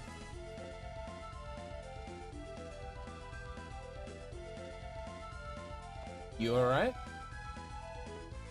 You sure? Okay. You just what, sorry? I'll bring it up before my game before my game tonight. Probably better just so that she's in bed at the time. Alright.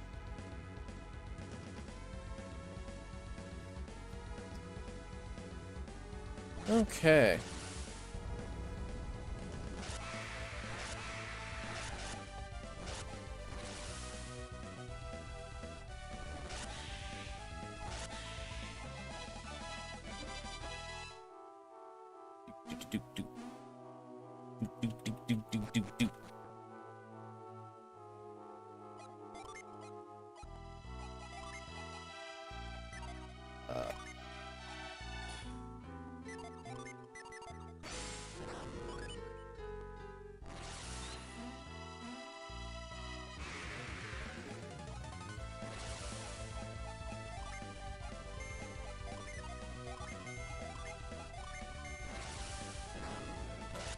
There we go. Get rid of the, Oh, that's why it did no damage, because it's defending. That'll do it. We want this. I don't even know what this actually is. I think it was that a medallion? Yeah, it is a medal. So we actually definitely want that, because we will need those later.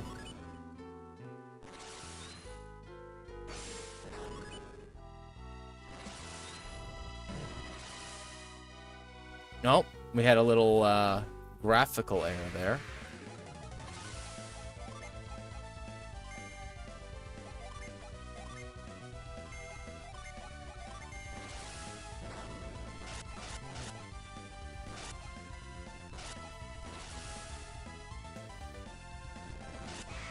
That should be enough to get rid of both of them. Good, it is. Garrett. The only problem with Garrett is that he is slow. Otherwise, he is pretty great. Oh, and we want to save this right here.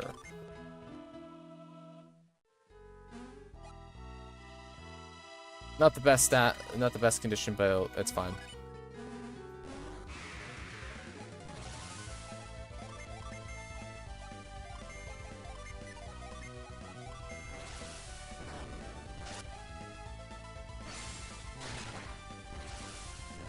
Alright, everybody's gonna be okay from that.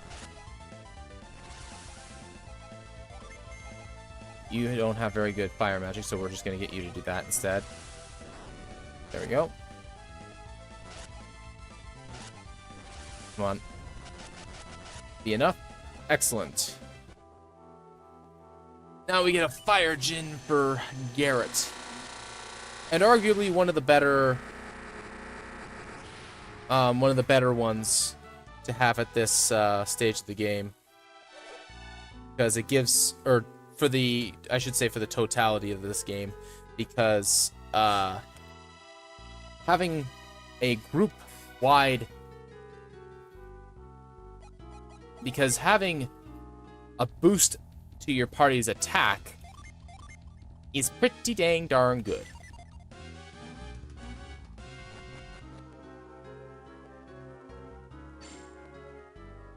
Oh, I should actually heal up.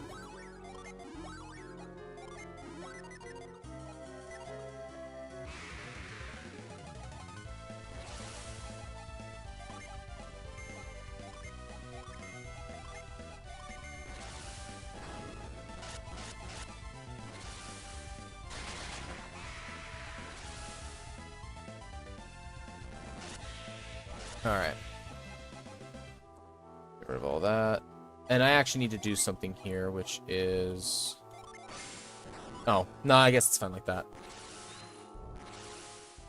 Alright, now there's the shortcut through here again, because that goes back to where we first came from. And this should be the last little bit that gets us out of this cave. There we go. Alright. Almost looks like a man. Did it not track it?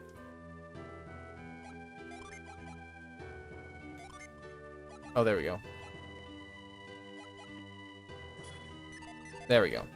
Now we can use mind read. It's like that. Hit me somebody. Excellent. We want to first go to the inn.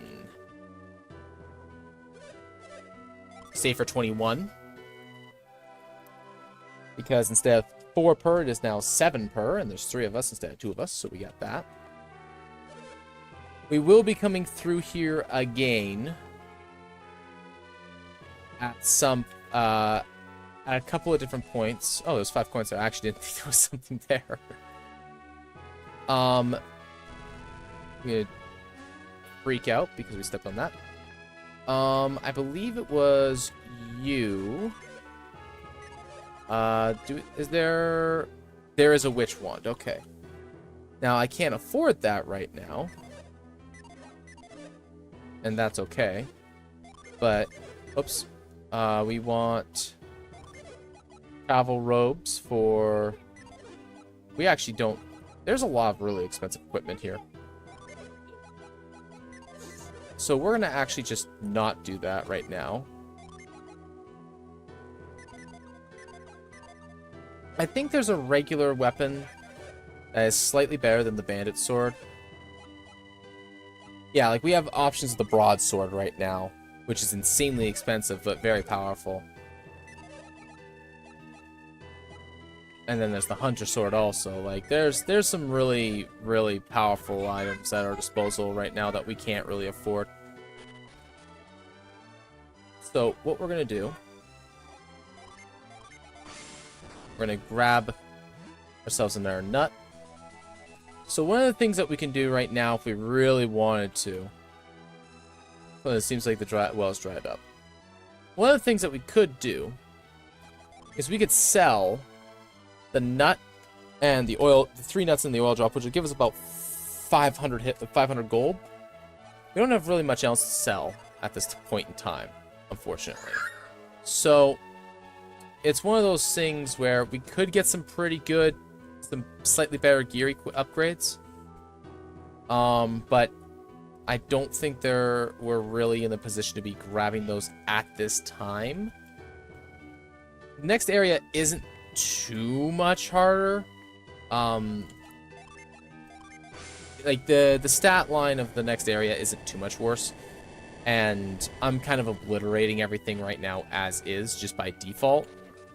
So I'm not really all that concerned about what we have gear-wise.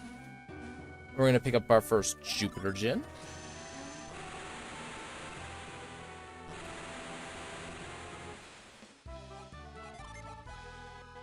Which will give us the little bit. Forgot to do this earlier because absolutely totally new here. Oh my goodness. Damn it, Reaper.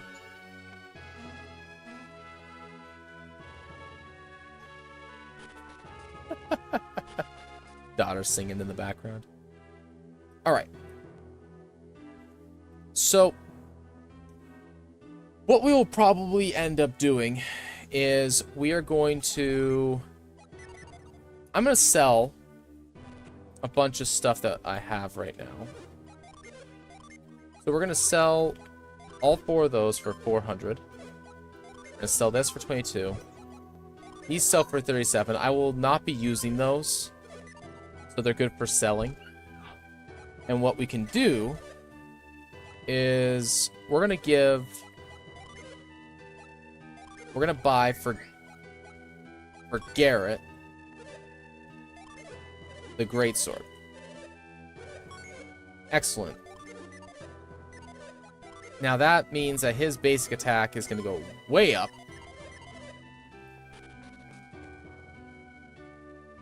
And he's going to hit like a train. A very powerful train. Alright. So, we're going to go east. Just because, and that's only because I know where I do actually have to go.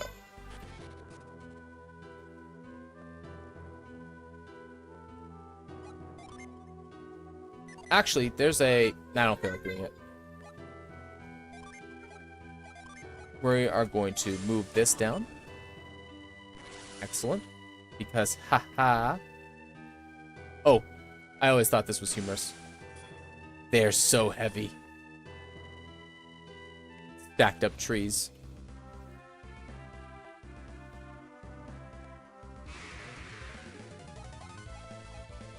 Okay. Earthquake here. Fire in the same general area, and then ray here. Only because I want to make sure that I actually obliterate these guys. Alright, note to self. Is he defending again? He is defending again. Alright. But you pick up like 50 coins a battle here, so, you know, that's pretty good. Alrighty. Now in the forest town. It's so quiet. Indeed.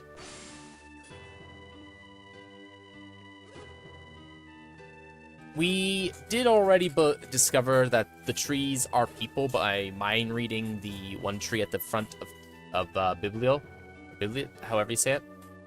But Homia is, well, literally a tree village now.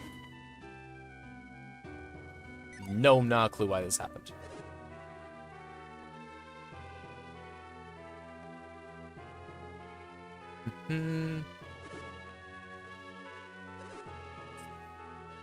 What is this sparkly stuff?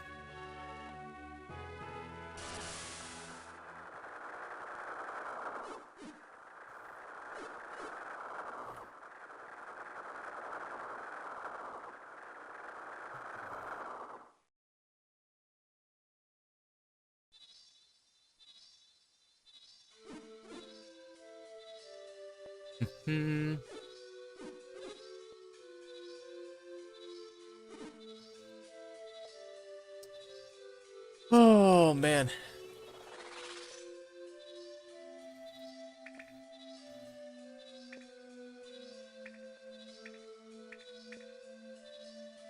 Yay. Magic barrier. That's kind of freaking out a little bit. I don't know how poorly it's coming in through the stream. Yes, the barrier saved us.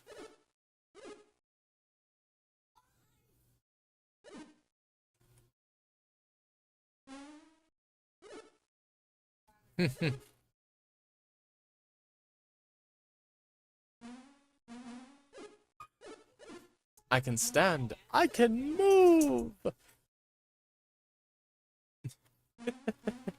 Some of the dialogue that Garrett has is truly special.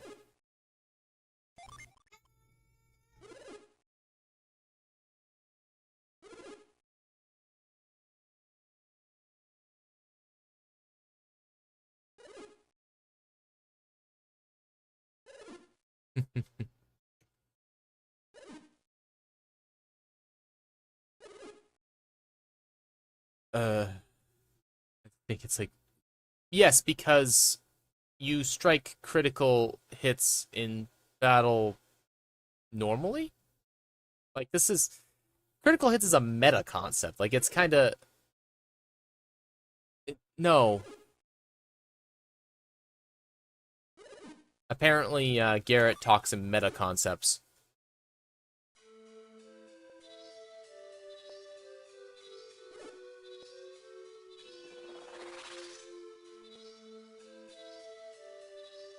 But then again, I guess that's the benefit of being dumb. Right?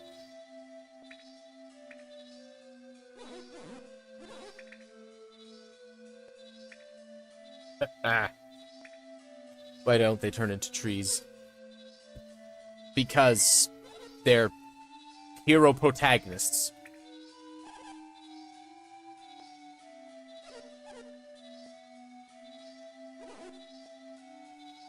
They have earned their fate. Took their axe to me, so they set things in mind. Yes. Axe the tree. Now the tree acts at you. They have plot armor. Exactly. Though I will say, they did use a relatively clever way of saying, hey, you have a lot of untapped potential that just activates on its own when it absolutely needs to. Which is, you know, a fancy way of saying plot armor, but at least there's an in-game explanation for it.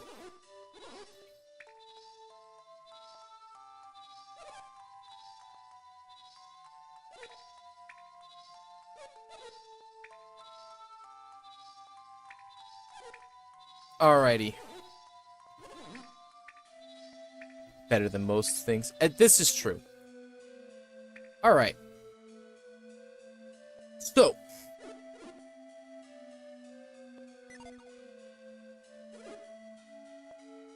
Not much we can do, but that's okay.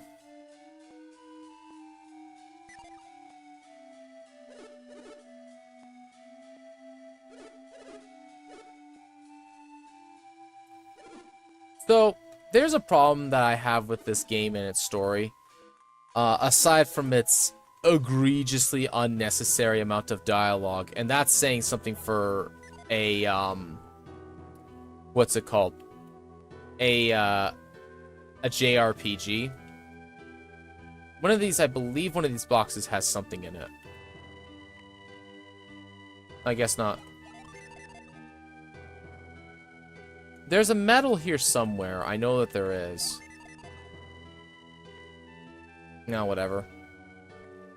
But, there's a thing about this game that, for whatever reason, it just loves to just send you in a in a direction to not actually, like, deal with the main quest. It's like, hey, there's disaster here. You have to help. But we're supposed to be chasing a group of people that literally have a day's head start on us. And we're constantly running around in different directions. Like, not actually doing that.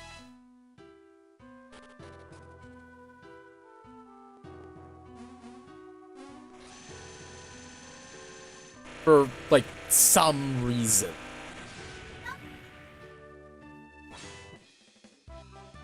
Alright. How's it going, Granite? So now, Isaac gets to change his class because he has 2 Earth Djinns, so now he gets a big stat boost. Big stat boost.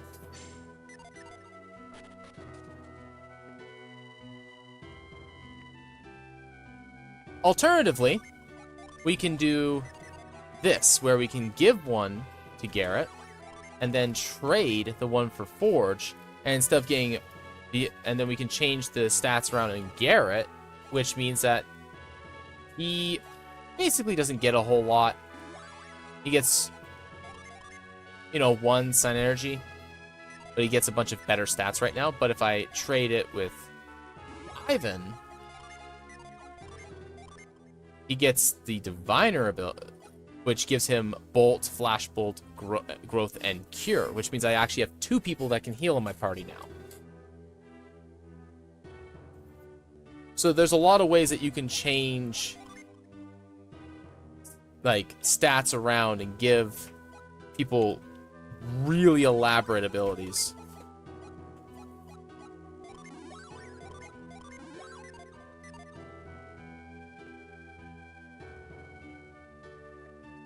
It's not very good right now at lower levels, but later on, when you have a lot more, when you have more Djinn and more Sign Energies at your disposal, it actually becomes pretty intense, some of the options that you actually end up with. Especially when you start mix and matching them. What did I just gain? Oh no, I don't want to change the order. Oh, I got Spire. Okay, good. So that's my single target spell that I get at my disposal. Alright, so that is all I came here for, was the 1 Djinn. The cutscene was kind of whatever.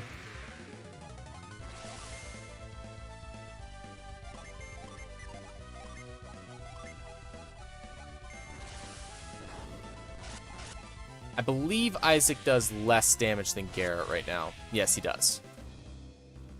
So, it's one of those things, like, I already have, like, 300 coins again, and I was, like, dead broke not that long ago. So, I'll be getting a lot of the money that I need. Alright. Push that into there.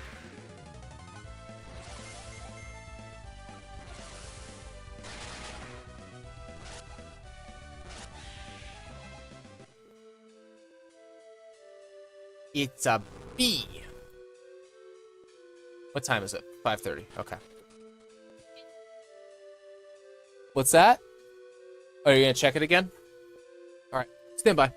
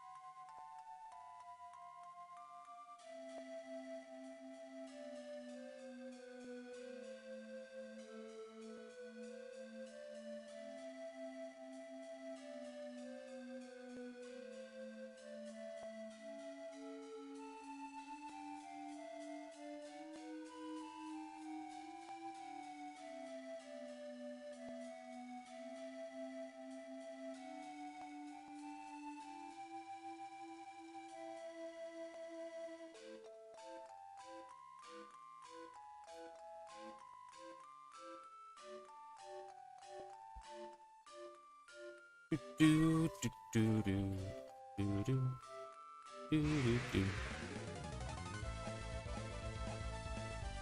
Oh, party was caught by surprise. Lovely. Oh, they just attack. Okay. No spells? Okay. What's that? There should be potatoes, yeah. But you couldn't have asked me this literally 30 seconds ago. Fair. You know what? That's fair. That's fair. All right. I'll be right back.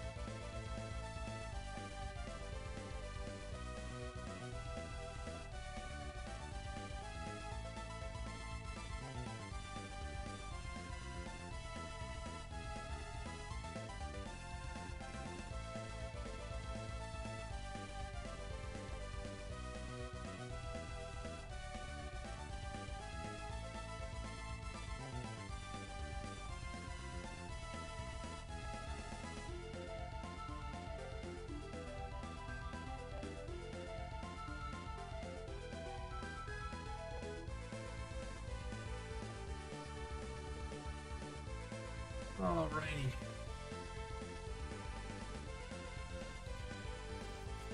Okay. I'm back.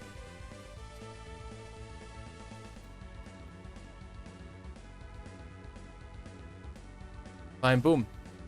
Greetings and salutations. What is that? Norm, I am Zutra. I think is how you would say that.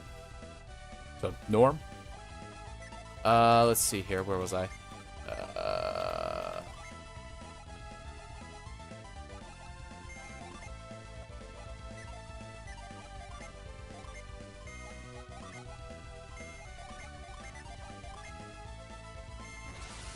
Greetings and salutations. Welcome, welcome, welcome.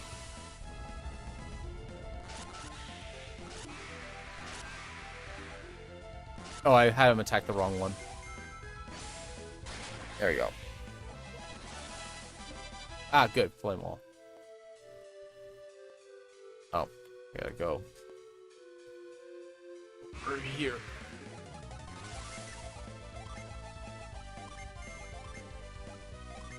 It's just a blip. Actually, you don't even have to do that. You can just do this.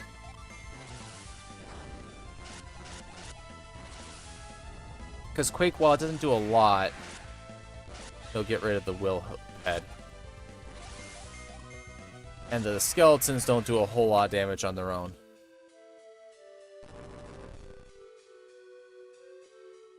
Oh.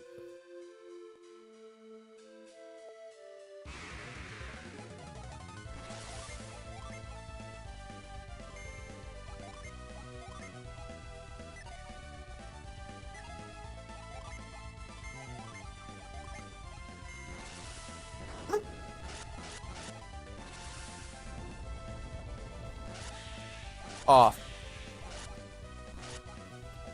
Alright, fine, fine. I will take you outside.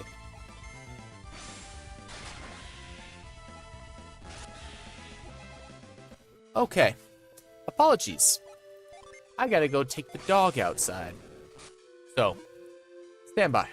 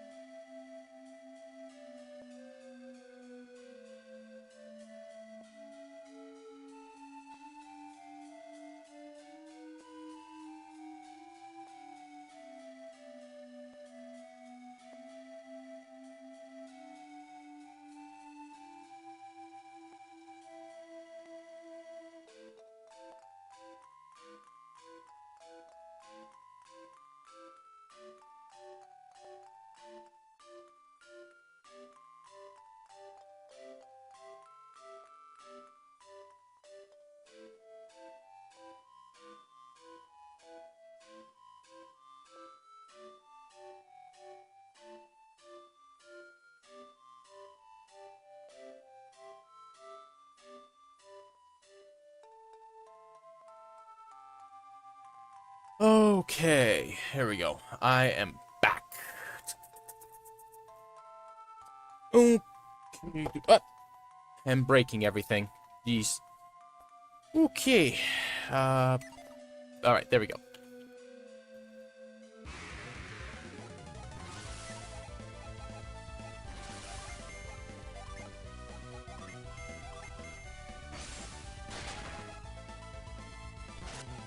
Oh, whoops, didn't mean that have them both attack the same guy, but whatever.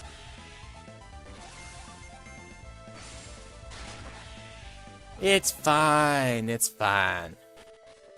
Alright. More log puzzles. Push this one first.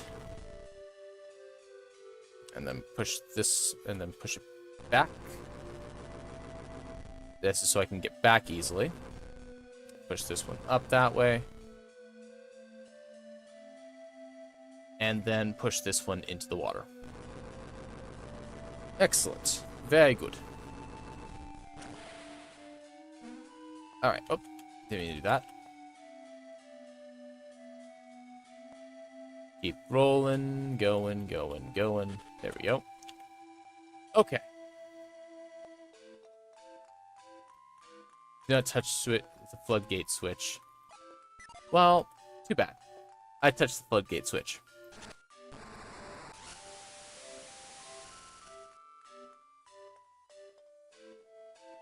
Now, if my memory serves, there is...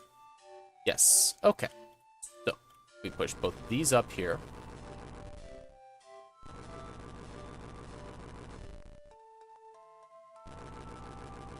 Push that over there. Push that over this way. And that way, we can go up here. Push this down. Move that one back over this way, back the way whence it came. Are those too far away? No, they're not too far away. And that way we can go up and around and over.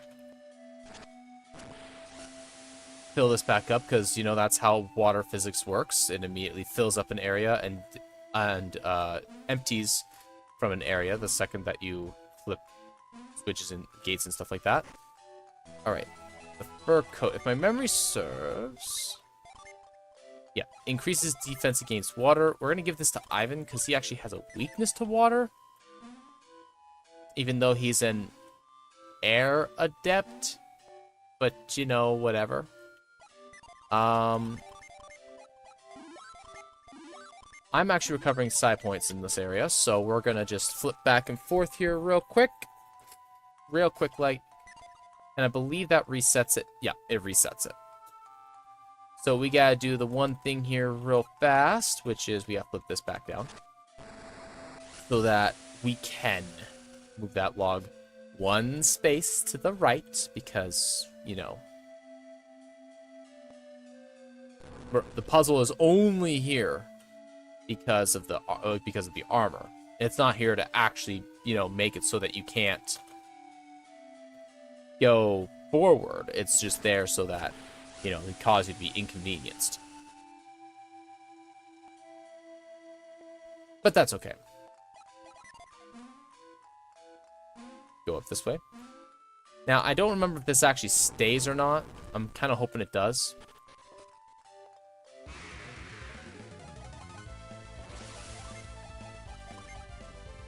Earthquake. Actually, we're gonna earthquake here. We'll attack you, and then we'll ray here.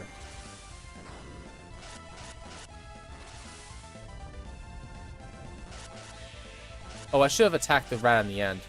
Oh, whatever. Worked out for the best because I only took 5 damage. You. I am the one that is extraordinarily powerful and will take care of everything. Oh, warmth, yes, I have that. Alright, I want to mind read you. The healing waters of the Mercury Lighthouse might save the fountain long since dried up. So, there is actually, like, that's actually really key information. I actually didn't even know that was there. But I did know about it already. Like, the answer, but I didn't, yeah. Alright, fine, I'll mind read you. Oh. Whom he will not speak to you, child. What? That is someone else.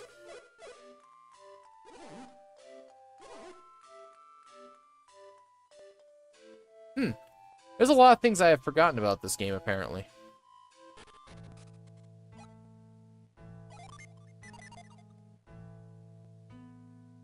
Which is all good and fine, because it means it's a little bit more exciting to play again. Alright. So there's a way across right there. Now, is there anything out on these branches I don't remember?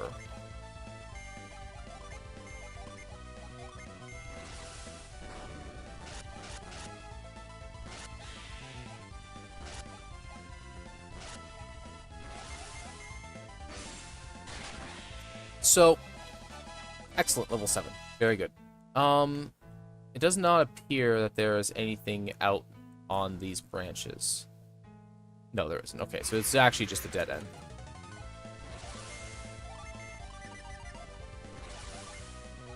We got, max side points, well, except for Ivan. I should have actually held off on Ivan for a second there. We got max side points, so I actually want to be blasting with spells here, just so that I'm in a spot where I can get more value over time. We're gonna do this. Hop across. And there should be a vine that goes up somewhere. Here we go.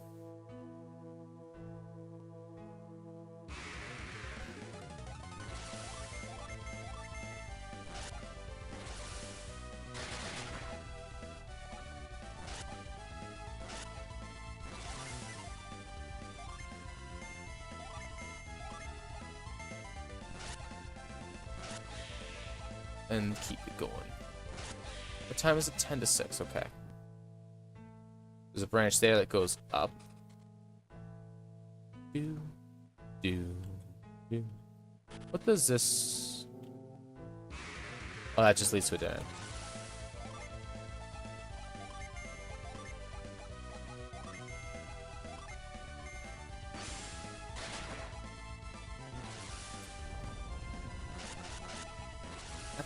I think a regular attack is actually more powerful than Quake on Isaac now.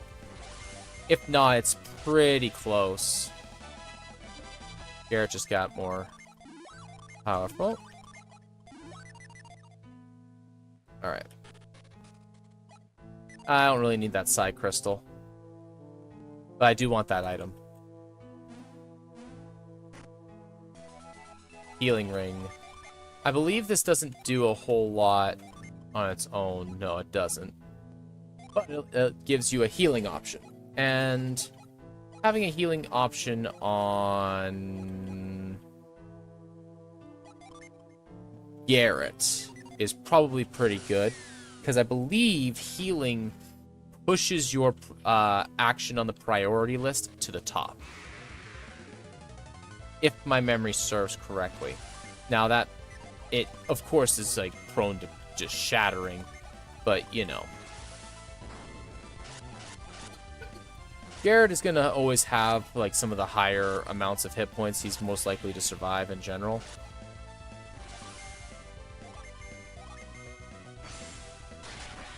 So, I'm not too concerned about, and if I need to use it that badly, I have the option. Seldomly have I found that to be the case where you have to use that healing ring. Honestly, I find it's better as a sellable.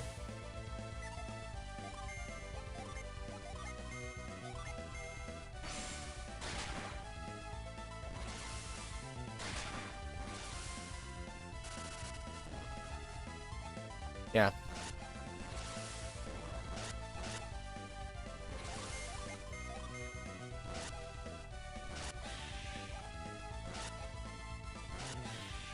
Yeah, Garrett's basic weapon attack is just so good right now. Alright.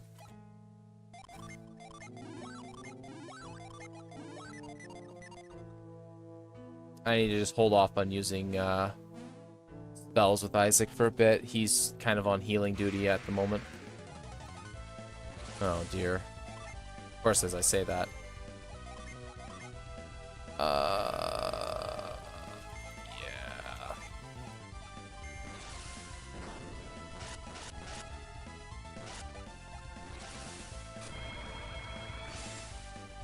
Yeah. Raise defense.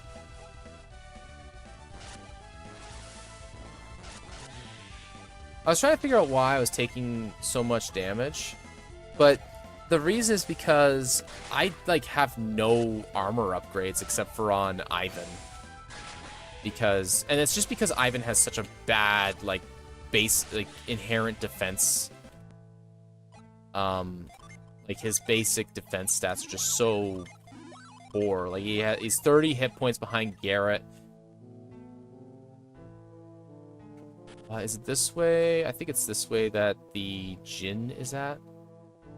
Like his defenses are so much lower. He's just so much he's just inherently so much weaker than the other two. Like he does a ton of damage through spells, but and he's really fast too, but he's just so vulnerable to damage in general.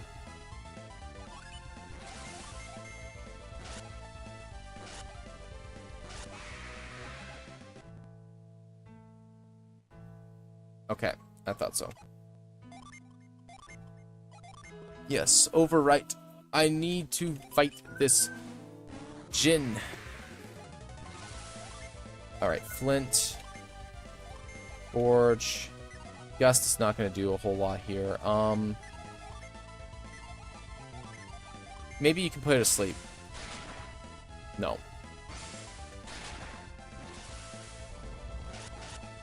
Alright, Whirlwind isn't too bad. Boost the attacks. Alright, we're gonna use Granite. We're gonna summon Mars, and we are going to just try and put it to sleep again. We're gonna take half damage. Nope, no sleep. Granite actually really helping out here. A little bit of... Alright.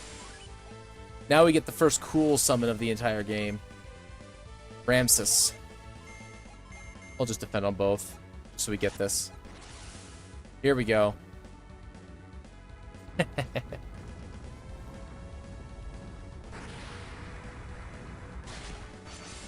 Deal 100 damage.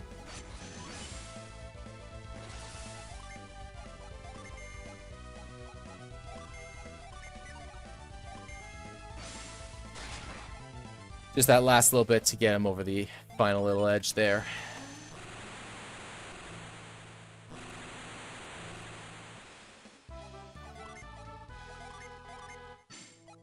Alright, and what does this give Garrett as the illusionist? So, we get Slash on Ivan, which is a decent single target ability. And we get Ward and Delude. That summon looked really... Hey, Aiden, how's it going? Yeah, the summons in this game look really, really awesome. And then if we give this to Ivan, I believe Ivan doesn't get any Sign Energy. Oh, he does get Impact, which is really, really good.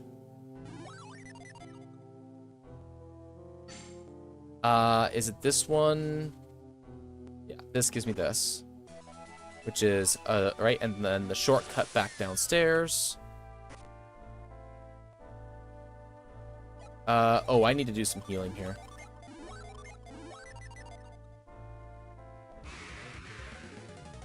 Never played this game before, so I know it's nothing. It's a really good, like, it's really good. It has a few problems. Oh, I forgot to set the Jhin on the air side. That's okay. We'll do that, and oh no, we want Ray. And we'll just throw Ray down here.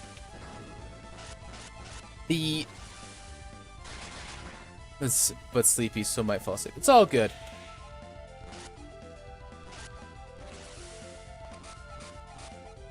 For a Game Boy Advance game, this cartridge really got pushed to its to the system's limits.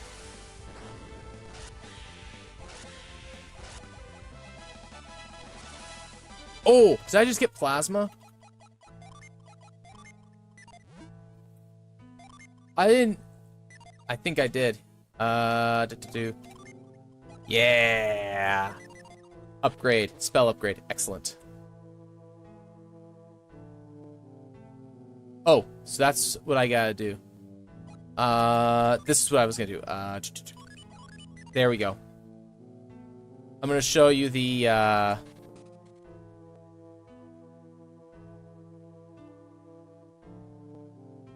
Alright. I'm gonna show you the... I think... I should be able to show it. Oh wait, no, I won't be able to. I'm in the very bottom. Alright, so we're gonna use... Because I'm never gonna use these. Max out everybody's hit points. We're going to save real quick here because this is actually a boss fight area. And we're going to go... Actually, we're going to do this. We're going to have a buff round, and then we're going to obliterate the end. Alright. Hope to find my kindly self. One can hope. But, you know, I'll just beat you into the ground instead. Alright. Armor. Attack. Resistance.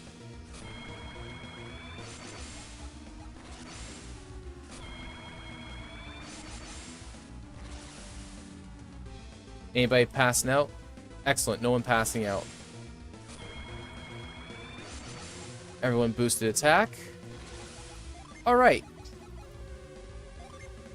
Now for the fun, cool stuff.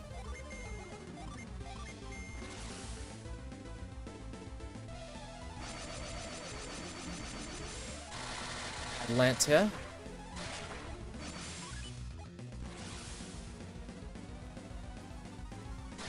Ramses. Oh, I didn't mean to actually skip that. And then Mars, which is like the kind of the boring basic one, but that's okay. Fire. Your basic attack is actually really strong, so we'll do that. You don't have impact anymore, so we'll just use plasma.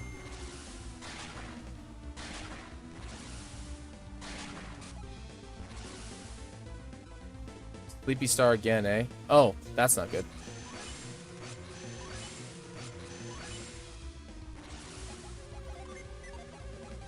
We're just gonna keep obliterating you.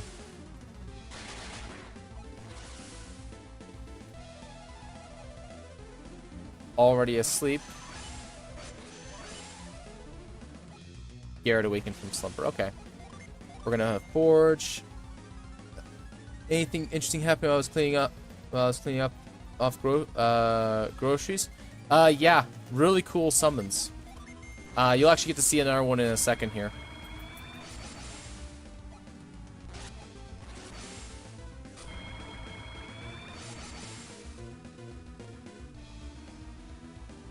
Okay. You're gonna use an herb on yourself because you're gonna get obliterated in a second here. Here we go. So round 2.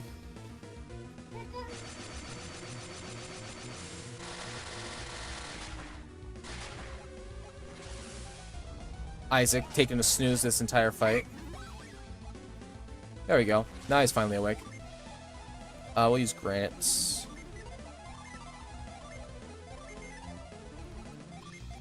Burn. And yours are all on standby, so we'll just plasma this guy again. We have we're taking half damage this round from Granite. Yeah, and with the plus 80 on resistance, we're taking very little total damage. Flare Wall, I believe, will probably do more. This is better than using Gust. There. Victory. Oh, it's a shame I didn't have Volcano for that fight. That would have done so much more damage.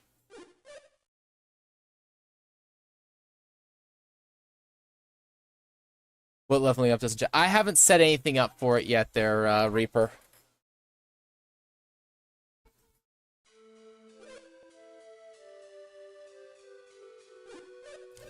There's a whole long line of things I need to set up with it. I think I can actually just turn it off, which I think I might do, honestly. But there's a bunch of stuff that, you know, there's a bunch of stuff that I think I can do with it. I just don't know what it is. Yes, I need you to, you know, not have a bunch of people cursed to be trees.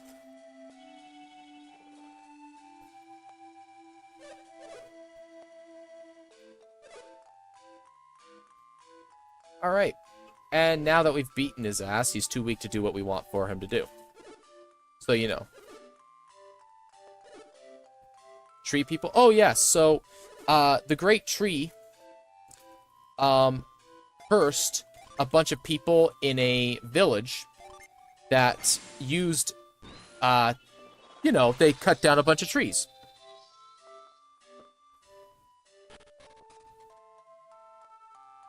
So, that's where all these stumps come from. So, he got really angry when they decided to take an axe to him and said, well, you know what? Fuck all y'all.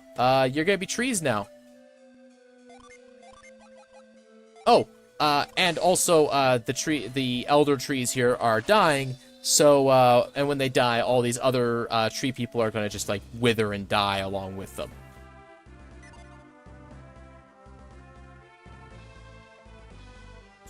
it's really, you know, fantastic and great and everything.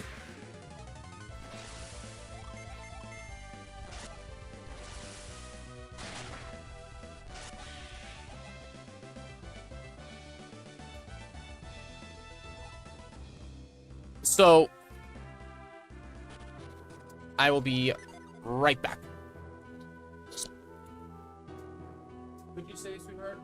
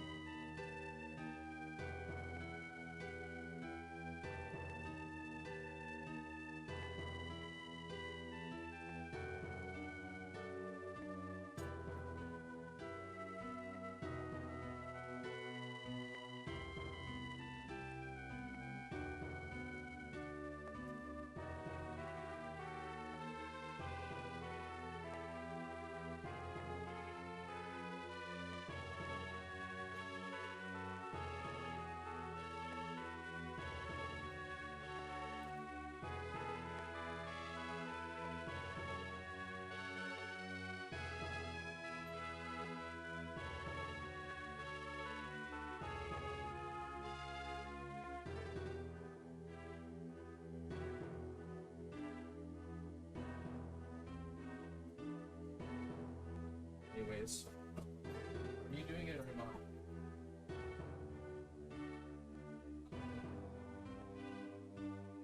Pull the turkey so I can.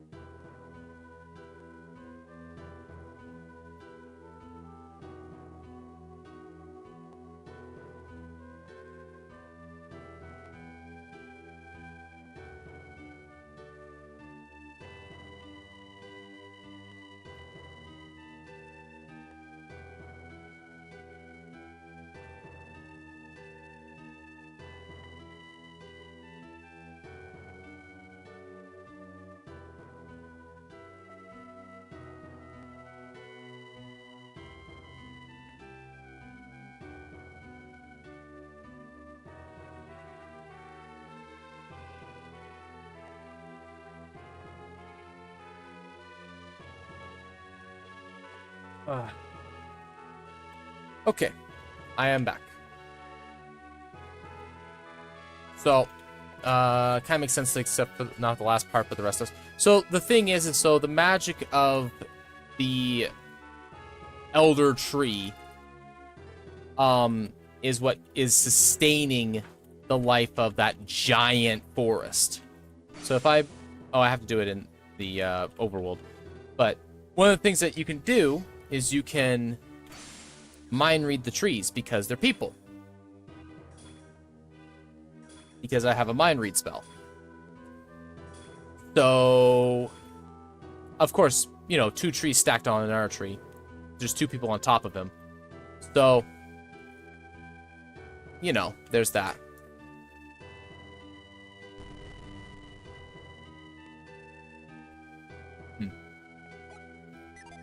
But So, one of the things that is, you can't really see it on here, but that's the village. That's a village that I was at like a little bit earlier. This is where we are now. Right here is where is the entrance. Like right at the tip of this finger is where the entrance is. This entire section up here is that forest on the map. Like, it's a massive forest.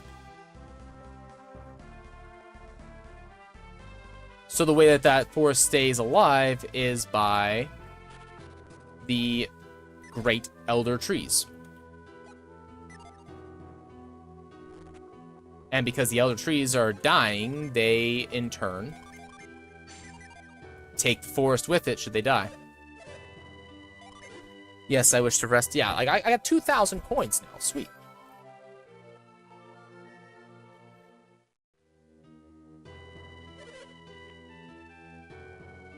All right.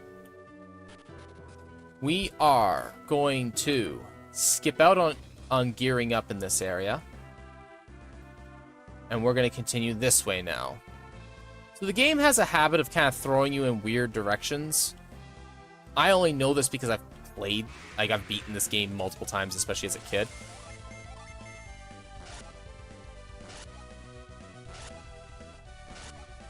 But, so the big thing that is, about this story is I am chasing after, a group of other individuals, which I'm actually going to a place where I will see them again soon. The whole thing is this party is tasked with chasing them down and saving the world and all that typical awesome RPG stuff. The problem is that this game keeps sending you in every which direction all the damn time that it makes absolutely no sense for your party to really be doing that in the first place. Because, hey, you know that problem that you know that thing that you were supposed to be doing? Yeah, how about you go do this over here instead? And it's the main plot just kind of keeps getting pushed further and further into the background as the game kind of continues, and we talk about the progress of the actual story of the game every once in a while. Alright, I believe this is going to be an upgrade for, massive upgrade for Isaac. Also a pretty good, the side quests become the main focus. It's not even like the side quests become the main focus, it's like all the side quest information bogs down the main story to a point where you forget about it. Like, every town you go to has some sort of problem that you have to be addressing. So we're going to give the Elven Riper to Garrett, and then we're going to give the Broadsword to Isaac. It's actually just, like, not good writing. And then we're going to give the Bandit Sword... Nope, we're just not going to give the Bandit Sword to Ivan because it's actually a weaker weapon than the staff he has. Which, to be fair, he has a sleep effect on that anyway, so it's probably better. Alright, Earthquake, we're going to go Flare Wall, and you're going to Plasma this guy.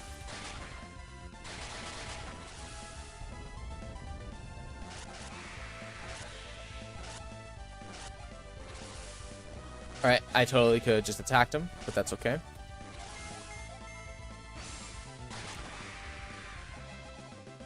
Yeah. What did I just get? An antidote. L plus A is a range, okay.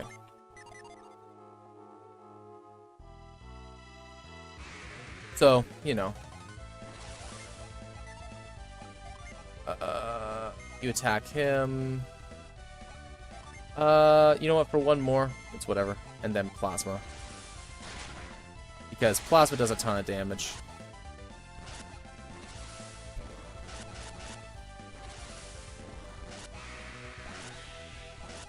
Unfortunately, Garrett is the least mage-like. And Sleep starting to smell shapes. Okay. Well, rest well. Hope to hear from you again soon. Can't go that way.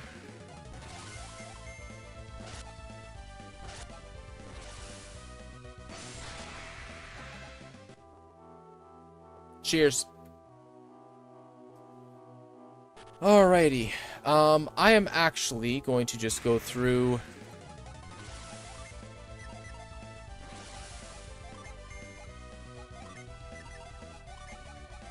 I'm gonna do this, actually. Blast him. Get the earthquake going, and then... Oh.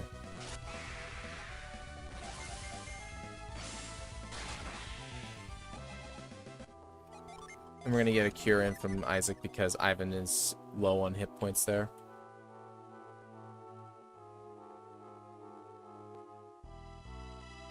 Oh yeah, that's right. We moved the torch close so that it will melt the ice.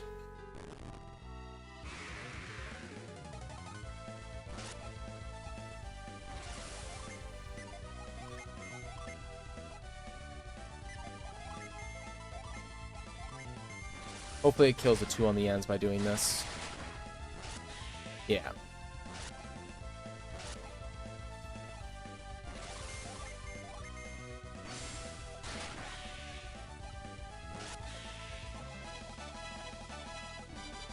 More levels. Jump over the water and keep rolling on up. Now, I don't think this had equipment. I think this was just a consumable. Yeah, vial.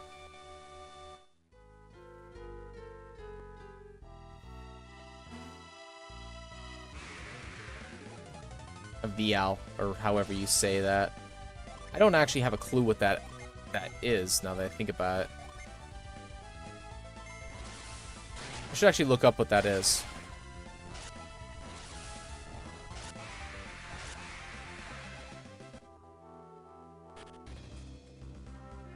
Okay. Now we're in the snowy region.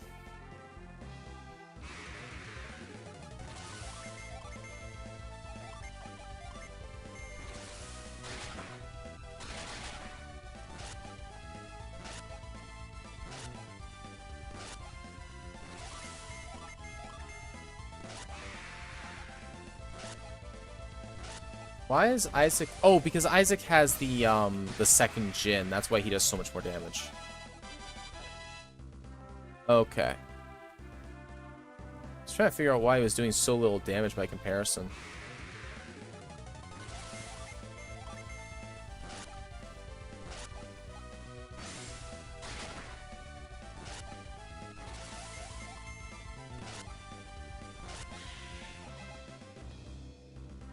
Alright. Alright, where is the inn? There's the inn. We're gonna give that a quick rest.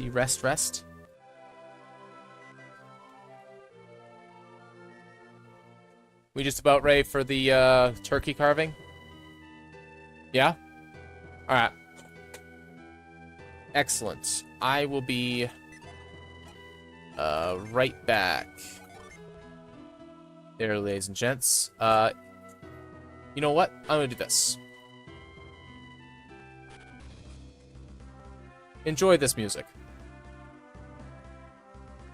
Because I have a turkey to carve for dinner. And I will be back shortly.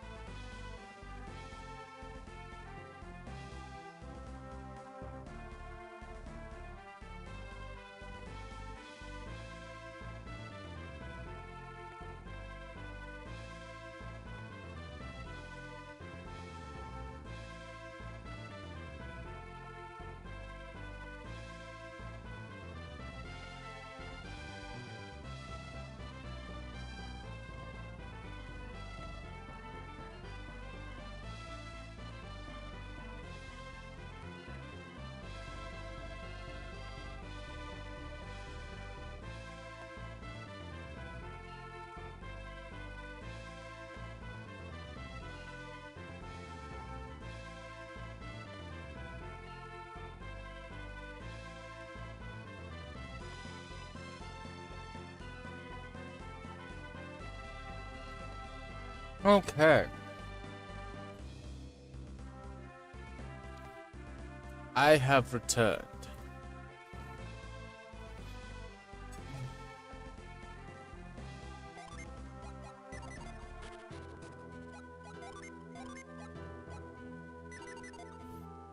Alright, that's fine.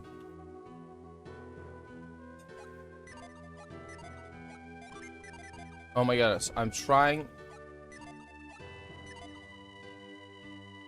Thank you.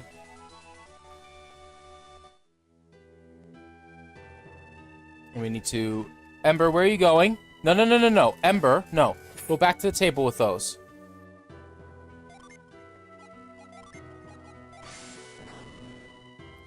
Can I what? Sorry? Yeah.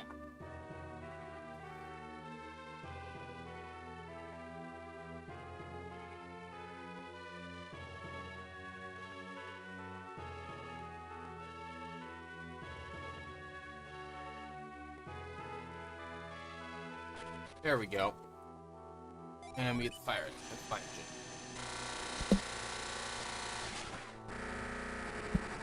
Which makes Garrett immensely strong.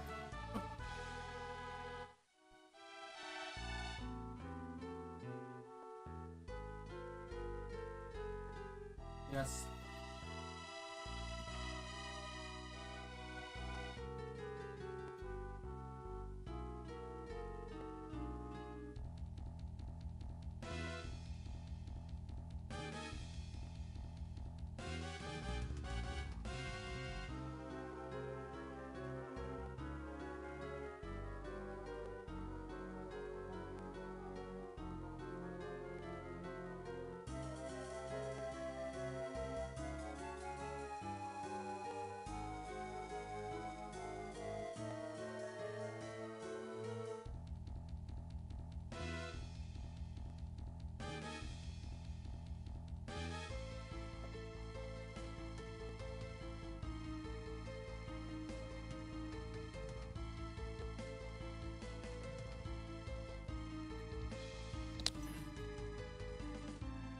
All right.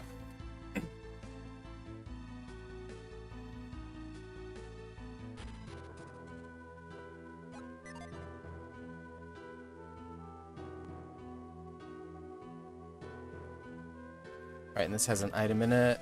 Another vial.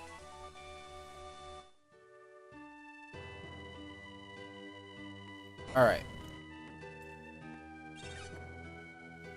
Entering near the entrance of town. Yes.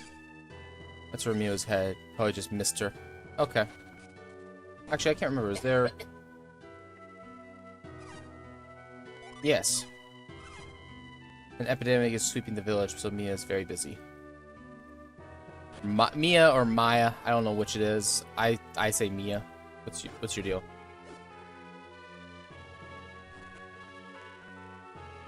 People are Ilim. All right. So, I don't think. I think I can't buy from the stores because these guys are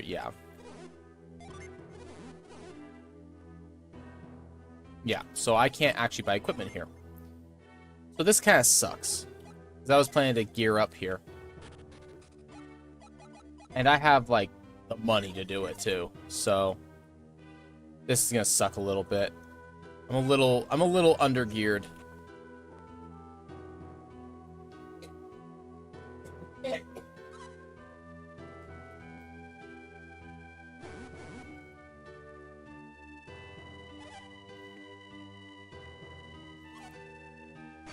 Feel better soon.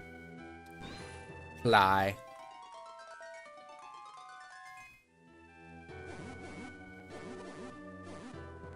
Cough, cough, cough, cough, cough.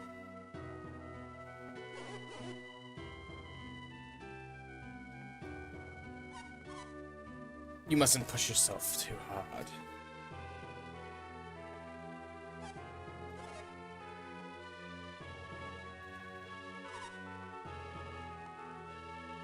Alrighty. Yes, indeed.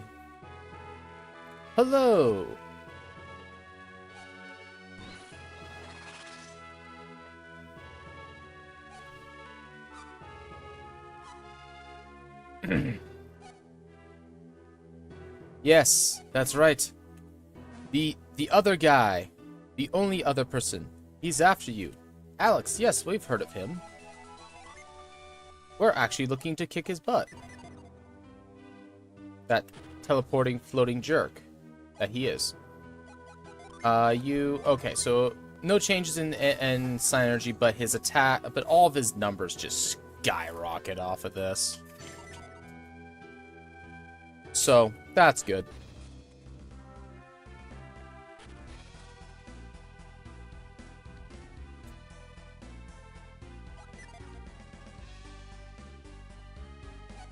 Somebody is here. Yes, indeed.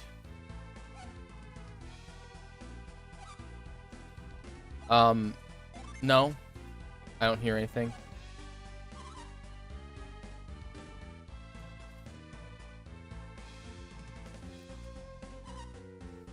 Statue is blocking the way? No problem. I got just the solution. Yes. Saw a ghostly force pushing.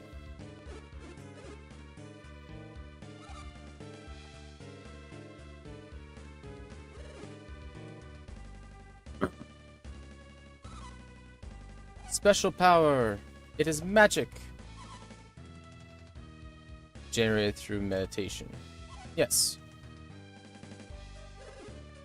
Sounds a lot like people of Vale, don't they think? Yeah, sure.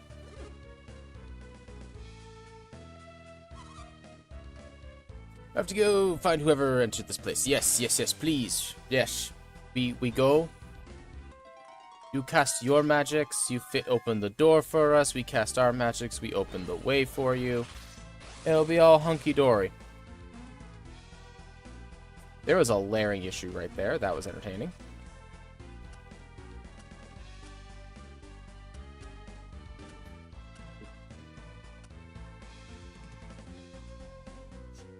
Yes, indeed. Mm-hmm. Look at this. What's that? Yeah, I'm actually gonna move that. All right. We're gonna go.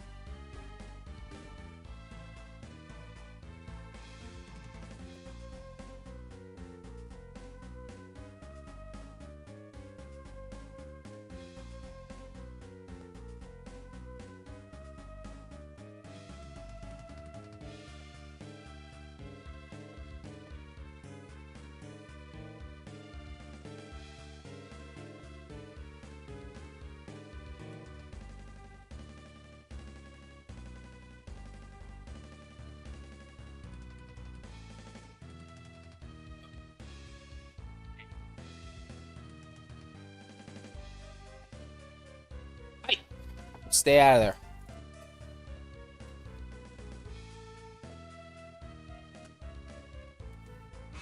Let's go, bud.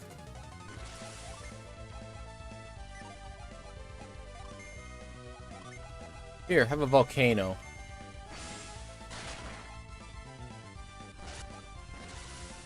How?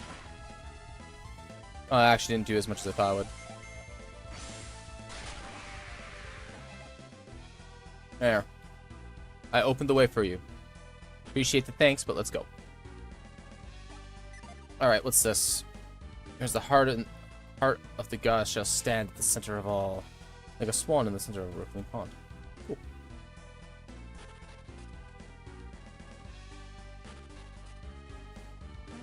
Keep going, keep going. Luna, out of the kitchen.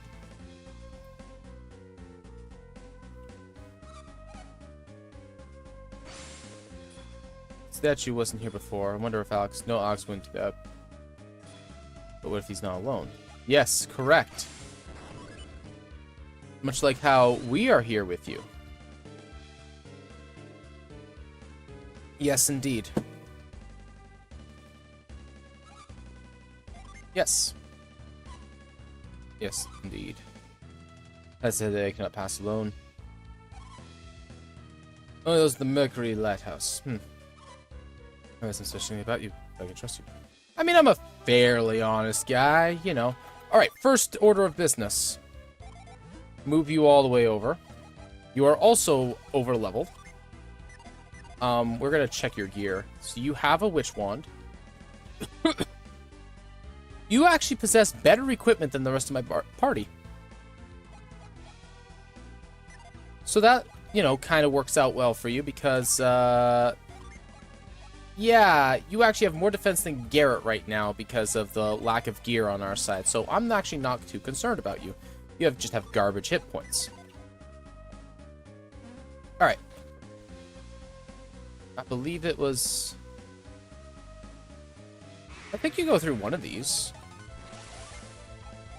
Frost, Quake, Flare, Ray.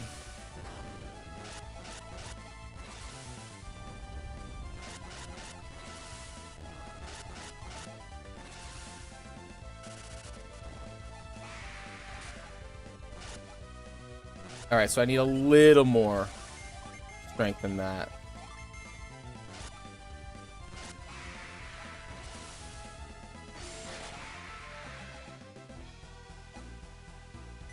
And that's right, Maya recovers 4 points of synergy every round because we're in the Mercury Lighthouse.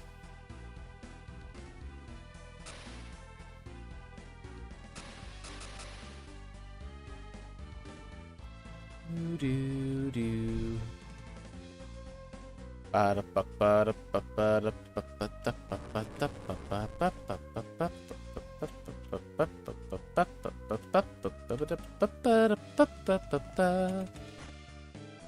Side crystal, very handy.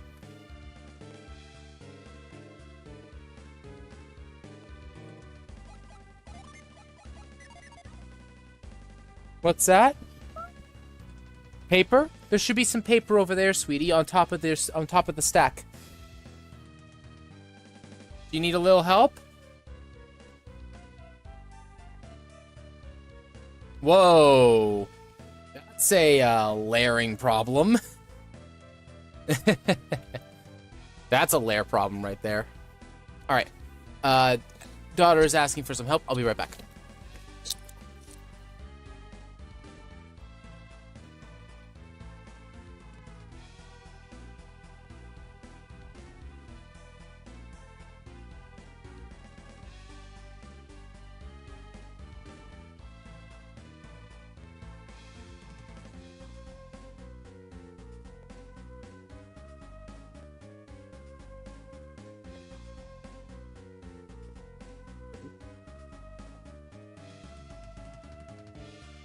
Good girl.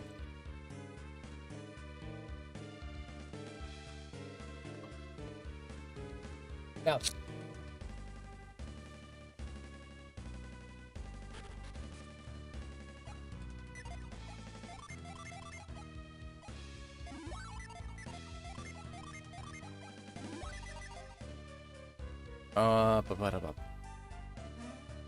Apparently the lighthouse is in partial shambles.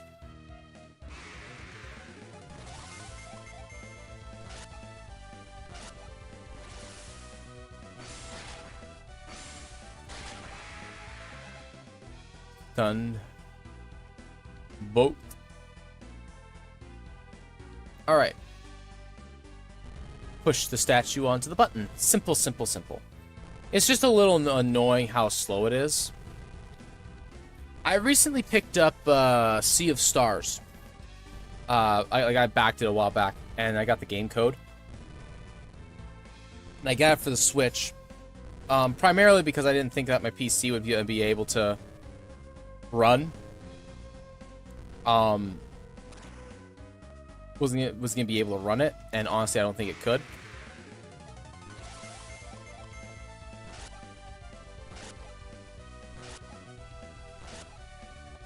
Oh wow, he actually lived.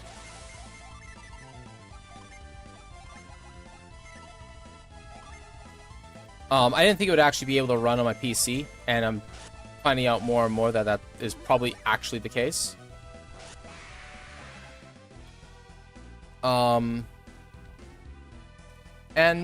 Yeah.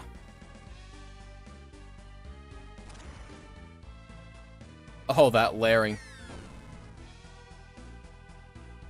Honors the heart and soul stand in the center of all. Okay. So, here, this always confused me for like the longest time what I was supposed to do as a kid. I know that I'm supposed to use ply, but it's not really all that intuitive that you're supposed to use this spell here. Because that's a healing spell, and you use that to heal yourself.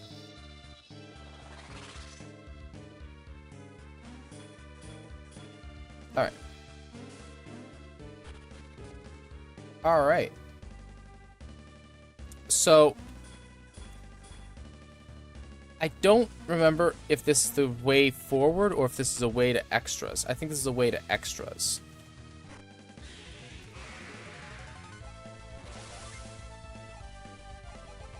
Alright. Yes. Ice. You just have a broadsword, right? Yeah. Spike. Volcano.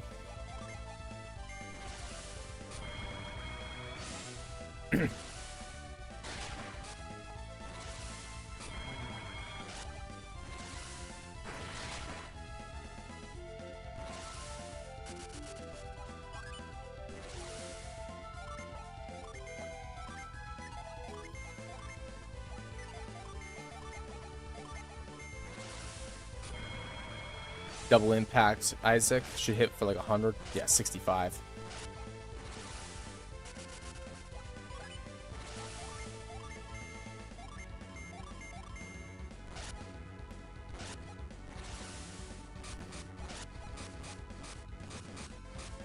Oof.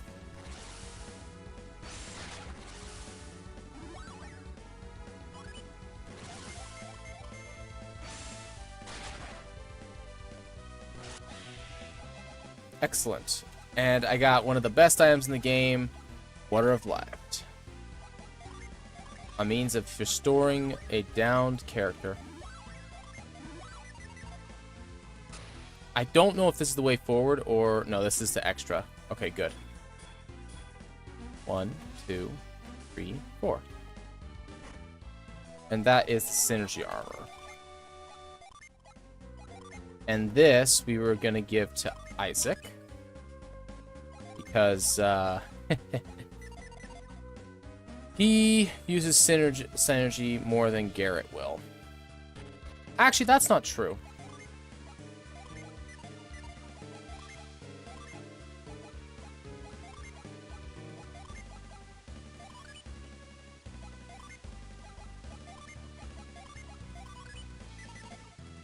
Because Isaac, while he will be healing, he's not, Alright,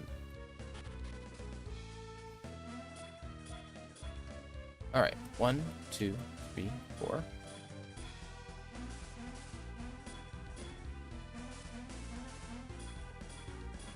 He's not going to be using his magic as much. Or his spells, sorry. As much as Garrett will be, because they will be less useful in this area. Like, Garrett should be using fire spells, like, all the freaking time.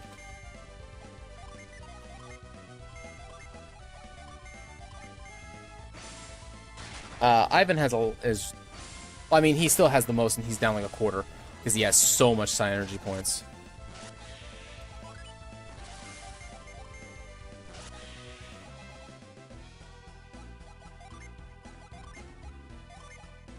Boost PP. It gives you bonus max. So, it will be good for Garrett at this time. Oh, that's a useless item. It's good for, like...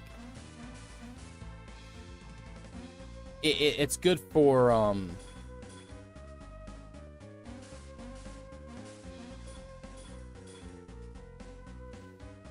1, 2... Yeah, I can't make it. Darn. Alright.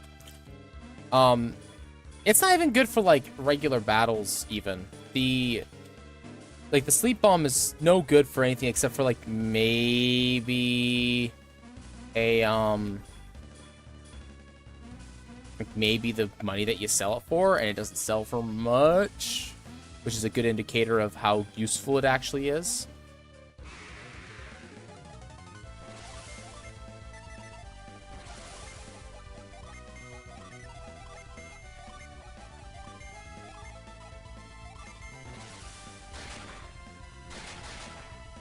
But yeah, it's just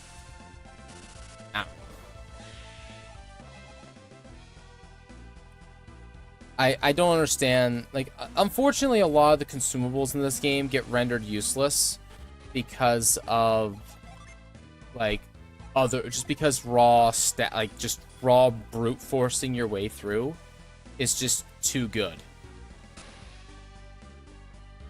That's the way forward. Is there anything else over here? No.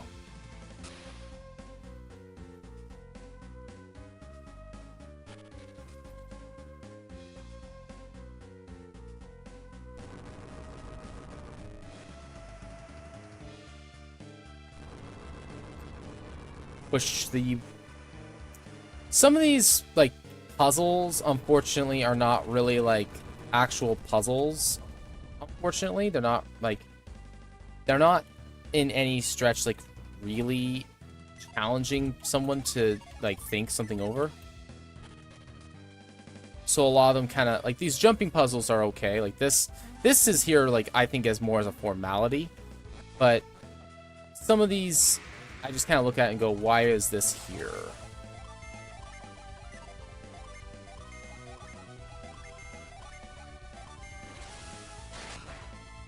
Like, and the game really encourages you to use, like, the spells a lot because of the fact that you're always recovering points.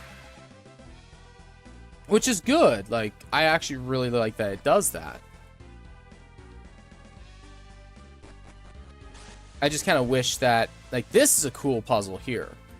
I just kind of wish that they made some things a little bit more interesting here and there. Like, this is a cool puzzle.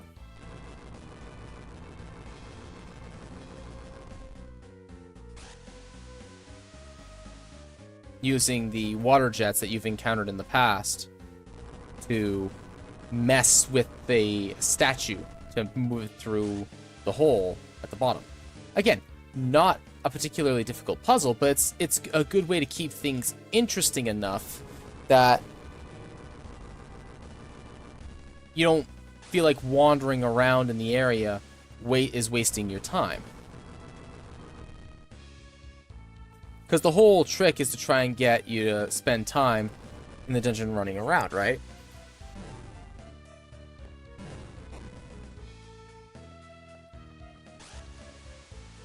Yeah, I like that. I just wish that some of these puzzles were a little bit more, not necessarily inventive, but a little bit more challenging.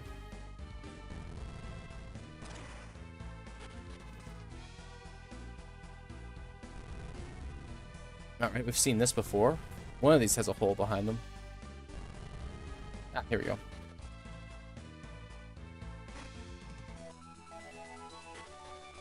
Excellent. A nut healing item.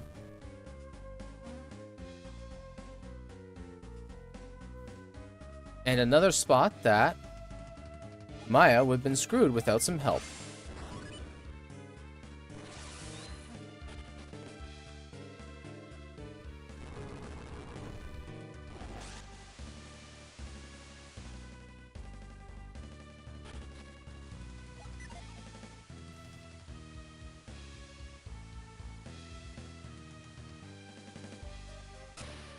Alrighty. We're gonna save here. Fight you.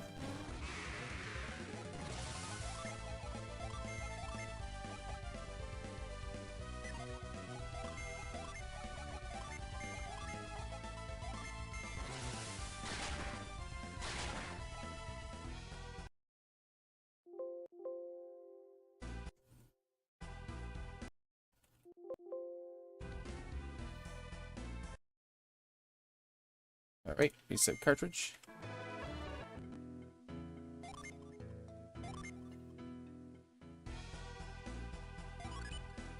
Do that again.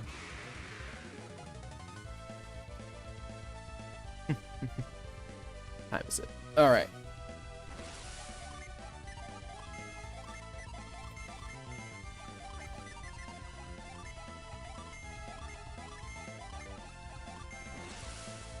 Plasma. Excellent.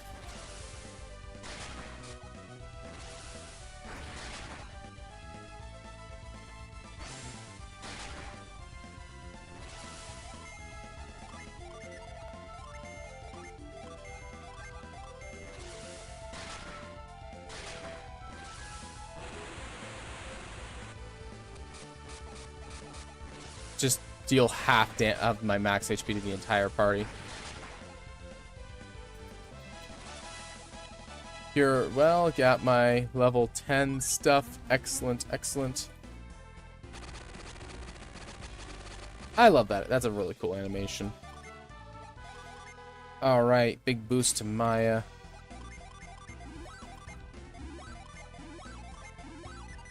Heal everybody. Quick save over that. And that's where we're going to call it for now. So, thank you everyone for swinging by. That did really appreciate it. I am going to be back on in a little under an hour to run D&D for the evening team, the NA crew, if you will. Yeah, it should be a good time. So, swing back around for that. And I gotta make sure all my ducks are in order for it, make sure all my prep work is done. And yeah, thank you very much again. Appreciate you guys. Until next time, have a nice day.